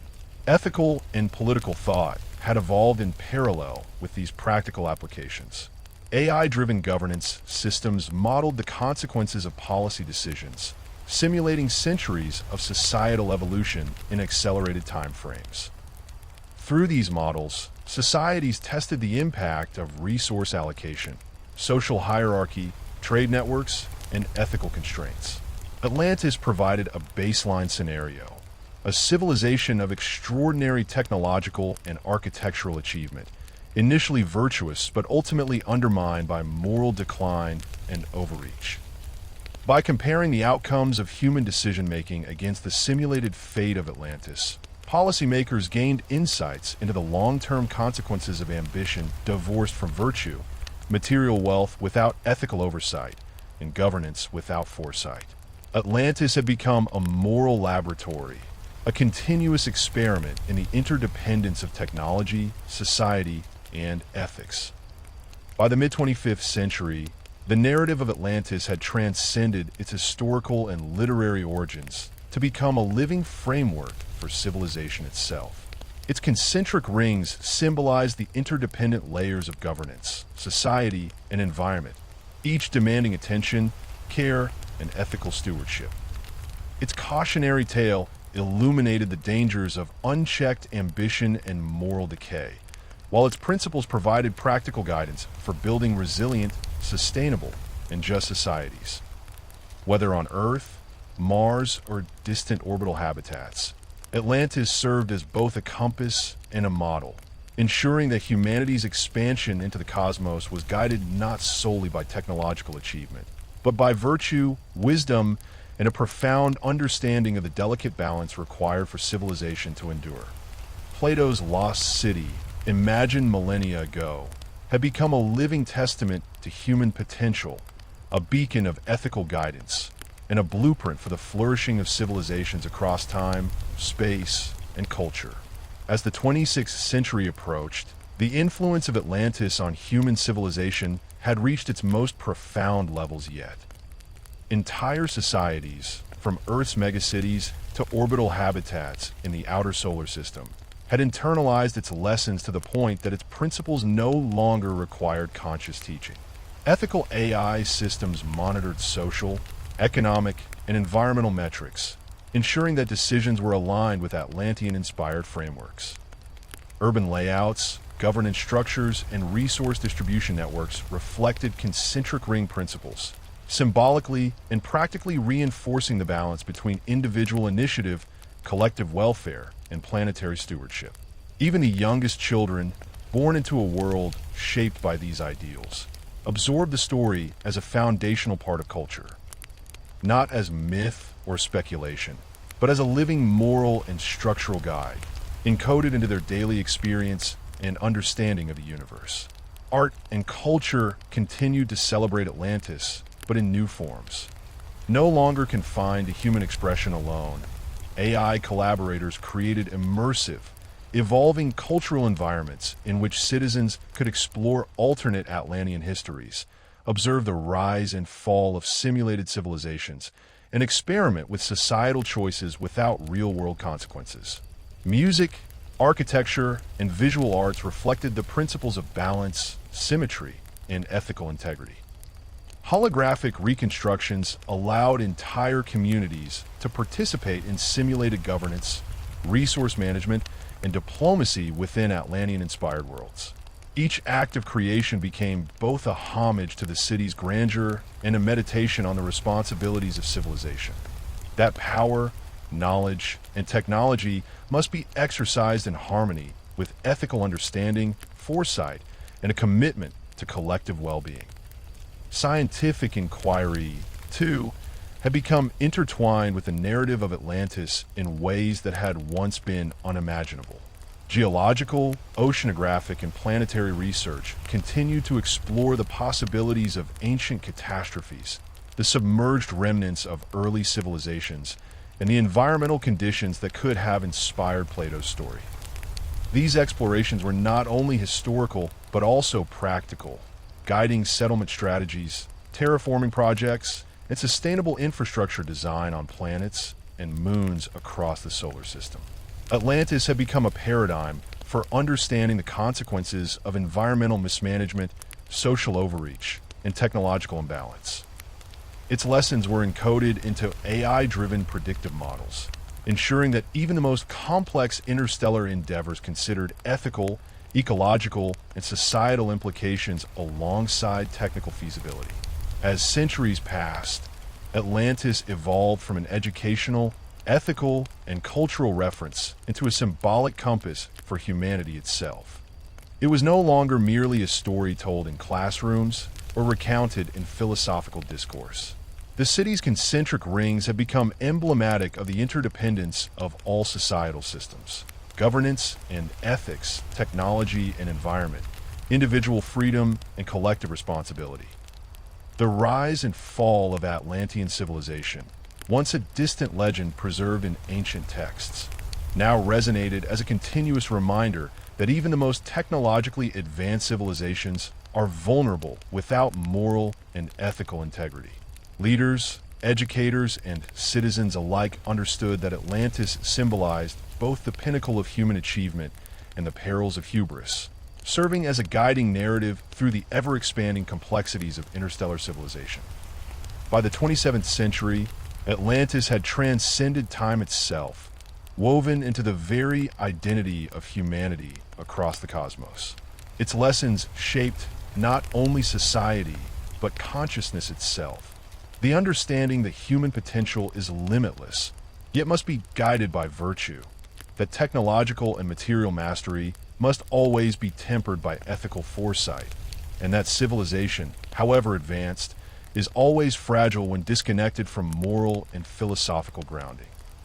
In the great halls of orbital habitats, in the flowing canals of terraformed Martian valleys, and in the holographic metropolises of Jupiter's moons, the memory of Atlantis lived on, not as a lost city to be rediscovered, but as an enduring framework for wisdom, balance, and ethical stewardship. And so, across millennia and light years, the story of Atlantis continued to echo, not as a myth confined to the distant past, but as a living guide for the future. Its narrative had transformed into a shared language of ethics, architecture, governance, and environmental harmony. It reminded humanity that greatness is inseparable from responsibility, that prosperity is inseparable from wisdom, and that knowledge without virtue is always at risk of destruction. In the end, Atlantis became less about a single city lost beneath the waves and more about a civilization's capacity to learn, adapt, and endure. It had become a mirror reflecting humanity's highest potential, a compass pointing toward ethical growth, and a timeless lesson that civilizations, whether on Earth or among the stars, rise and fall not merely by chance, but by the choices of those who inhabit them. In the quiet reflection of this understanding, the human species, spread across worlds, enriched by knowledge, and guided by the enduring legacy of Atlantis, stood poised at the threshold of the cosmos. The lessons of the lost city had been internalized, not as a cautionary tale alone, but as a foundation for building a civilization that could endure, flourish, and perhaps, one day, create its own legends to guide the generations yet to come. The story had come full circle, from Plato's dialogues to myth and speculation, to guiding principles for planetary and interstellar society. Atlantis was no longer lost. It lived in the choices, ethics, and consciousness of humanity, forever reminding the species that the greatest discoveries are not of places, but of wisdom, balance, and the capacity to endure.